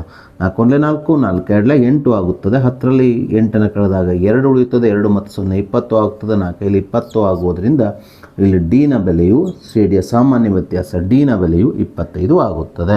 ಸೊ ನಾವೀಗ ಈ ಡಿನ ಬೆಲೆ 25ನ್ನು ಸಮೀಕರಣ 1ರಲ್ಲಿ ಆದೇಶಿಸಿ ಸಮಾಂತರ ಶ್ರೇಣಿಯ ಮೊದಲನೇ ಪದ ಎನ ಬೆಲೆಯನ್ನು ಕಂಡುಹಿಡಿಯೋಣ. ಅದಕ್ಕೋಸ್ಕರ ನಾನಿಲ್ಲಿ ಡಿ = 25ನ್ನು ಸಮೀಕರಣ 1ರಲ್ಲಿ ಆದೇಶಿಸಲಾಗಿ ಅಂತ ಬರೆದುಕೊಂಡಿದ್ದೇನೆ. ಇಲ್ಲಿ ಎಯನ್ನು ಇದ್ದ ಹಾಗೆ ಬರೆದುಕೊಳ್ಳೋಣ. ಪ್ಲಸ್ ಡಿ ಬೆಲೆ ಎಷ್ಟಿದೆ 25 ಇರೋದ್ರಿಂದ ಡಿನ ಸ್ಥಾನದಲ್ಲಿ 25ನ್ನು ಬರೆದುಕೊಳ್ಳೋಣ. = 175ನ್ನು ಇದ್ದ ಹಾಗೆ ಬರೆದುಕೊಳ್ಳೋಣ. ಮುಂದಿನ ಹಂತದಲ್ಲಿ ಈ 25ನ್ನು ಬಲಭಾಗಕ್ಕೆ ಸ್ಥಳಾಂತರಿಸಬೇಕು. ಸ್ಥಳಾಂತರಿಸಿದಾಗ +25 - 25 ಆಗುತ್ತದೆ. ಆದ್ದರಿಂದ ಇದರ ಮುಂದಿನ ಹಂತ ಎ = 175 - 25 ಆಗುತ್ತದೆ. 175ರಲ್ಲಿ 25ನ್ನು ಕಳೆದಾಗ ಬರುವ ಉತ್ತರ 150. ಹೀಗೆ ನಾವು ಸಮಾಂತರ ಶ್ರೇಣಿಯ ಮೊದಲನೇ ಪದ ಎ ಹಾಗೂ ಸಾಮಾನ್ಯ ವ್ಯತ್ಯಾಸ ಡಿ ಅನ್ನು ಕಂಡುಹಿಡಿದ ನಂತರ ನಾವೀಗ ಪ್ರಶ್ನೆಯಲ್ಲಿ ಕೇಳಿರುವ ವ್ಯಕ್ತಿಯ ಸೋಮವಾರದಿಂದ ಶನಿವಾರದವರೆಗಿನ ಒಟ್ಟು 6 ದಿನದ ಗಳಿಕೆಯನ್ನು ಕಂಡುಹಿಡಿಯೋಣ. ಸೊ ಆದ್ದರಿಂದ ನಾನಿಲ್ಲಿ ವ್ಯಕ್ತಿಯ ಪ್ರತಿದಿನದ ಗಳಿಕೆಯು ಅಂತ ಹೇಳಿ ಅವಳ 6 ದಿನದ ಗಳಿಕೆಯನ್ನು ನಾನಿಲ್ಲಿ ಸಮಾಂತರ ಶ್ರೇಣಿಯಲ್ಲಿ ಬರೆದುಕೊಂಡಿದ್ದಲ್ಲ ಅದನ್ನೇ ನಾವಿಲ್ಲಿ ಬರೆದುಕೊಳ್ಬೇಕು. ಸೊ ಮುಂದಿನ ಹಂತದಲ್ಲಿ ಈ ವ್ಯಕ್ತಿಯ ಮೊದಲನೇ ದಿನದ ಗಳಿಕೆಯನ್ನು ನಾವೇನು ತೆಗೆದುಕೊಂಡಿದ್ದೇವೆ, ಸಮಾಂತರ ಶ್ರೇಣಿಯಲ್ಲಿ ಮೊದಲನೇ ಪದ ಎ ಆಗಿ ತೆಗೆದುಕೊಂಡಿರೋದ್ರಿಂದ ಎನ ಬೆಲೆ ಎಷ್ಟು ಬಂದಿದೆ 150 ಬಂದಿರೋದ್ರಿಂದ ವ್ಯಕ್ತಿಯ ಮೊದಲನೇ ದಿನದ ಗಳಿಕೆ ಎಷ್ಟಾಗ್ತದೆ ಅಂದರೆ 150 ಆಗುತ್ತದೆ. ಹಾಗೆ ಎರಡನೇ ದಿನದ ಗಳಿಕೆ ಎ + ಡಿ ಅಂದರೆ ಮೊದಲನೇ ದಿನದ ಗಳಿಕೆಗೆ ನಾವು ಸಾಮಾನ್ಯ ವ್ಯತ್ಯಾಸ ಡಿನ ಬೆಲೆ 25ನ್ನು ಕೂಡಿಸಿಕೊಂಡಾಗ ನಮಗೆ ಆ ವ್ಯಕ್ತಿಯ ಎರಡನೇ ದಿನದ ಗಳಿಕೆ 150 + 25 175 ಸಿಗುತ್ತದೆ. ಸೊ ಹೀಗೆ ನಾವು ವ್ಯಕ್ತಿಯ ಹಿಂದಿನ ದಿನದ ಗಳಿಕೆಗೆ 25ನ್ನು ಅಂದರೆ ಸಾಮಾನ್ಯ ವ್ಯತ್ಯಾಸ ಡಿನ ಬೆಲೆಯನ್ನು ಕೂಡಿಸಿಕೊಳ್ತಾ ಹೋದಾಗ ಅವನ ಮುಂದಿನ ದಿನದ ಗಳಿಕೆ ಸಿಗ್ತಾ ಹೋಗ್ತದೆ. ಯಾಕಂದರೆ ವ್ಯಕ್ತಿಯು ಪ್ರತಿದಿನ ಏನು ಮಾಡ್ತಾನೆ ಅಂದರೆ 25 ರೂಪಾಯಿ ಹೆಚ್ಚಾಗಿ ದುಡಿತಾ ಹೋಗ್ತಾನೆ. ಯಾಕಂದರೆ ಇಲ್ಲಿ ಡಿನ ಬೆಲೆ 25 ಇದೆಯಲ್ಲ, ಹಾಗಾಗಿ ಪ್ರತಿದಿನ ಅವನು 25 ರೂಪಾಯಿಯನ್ನು ಹೆಚ್ಚಾಗಿ ದುಡಿತಾ ಹೋಗ್ತಾನೆ. ಸೊ ಹಾಗಾಗಿ ನಾವಿಲ್ಲಿ ವ್ಯಕ್ತಿಯ ಎರಡನೇ ದಿನದ ಗಳಿಕೆ 175ಕ್ಕೆ ಸಾಮಾನ್ಯ ವ್ಯತ್ಯಾಸ ಡಿನ ಬೆಲೆ 25ನ್ನು ಕೂಡಿಸ್ಕೊಂಡಾಗ ಅವನ ಮೂರನೇ ದಿನದ ಗಳಿಕೆ 200 ರೂಪಾಯಿ ಸಿಗುತ್ತದೆ. ಅದೇ ರೀತಿ 4ನೇ ದಿನದ ಗಳಿಕೆಯನ್ನು ಕಂಡುಹಿಡಿಯಬೇಕಾದ್ರೆ ಅವನ ಮೂರನೇ ದಿನದ ಗಳಿಕೆ 200ಕ್ಕೆ 25ನ್ನು ಕೂಡಿಸ್ಕೊಳ್ಬೇಕು, 225 ಆಗುತ್ತದೆ. 5ನೇ ದಿನದ ಗಳಿಕೆಯನ್ನು ಕಂಡುಹಿಡಿಯಬೇಕಾದ್ರೆ 4ನೇ ದಿನದ ಗಳಿಕೆ 225ಕ್ಕೆ 25ನ್ನು ಕೂಡಿಸ್ಕೊಳ್ಬೇಕು, ಎಷ್ಟಾಗ್ತದೆ 250 ಆಗುತ್ತದೆ. ಅದೇ ರೀತಿ ಕೊನೆಯ ದಿನದ ಗಳಿಕೆ 6ನೇ ದಿನದ ಗಳಿಕೆ 225 + 25 275 ಆಗುತ್ತದೆ. ಹೀಗೆ ನೇರವಾಗಿ ನಾವು ಎ ಮತ್ತು ಡಿನ ಬೆಲೆಗಳನ್ನು ಇದರಲ್ಲಿ ಆದೇಶಿಸದೆ ನೇರವಾಗಿ ಮೊದಲನೇ ದಿನದ ಗಳಿಕೆಗೆ 25ನ್ನು ಕೂಡಿಸ್ಕೊಂಡು ಎರಡನೇ ದಿನದ ಗಳಿಕೆಗೆ 25ನ್ನು ಕೂಡಿಸಿ ಮೂರನೇ ದಿನದ ಗಳಿಕೆಯನ್ನು ಬರೆದು ಈ ರೀತಿಯಾಗಿ ಅವನ ಪ್ರತಿದಿನದ ಗಳಿಕೆಯನ್ನು ಬರೆಯಬೇಕು.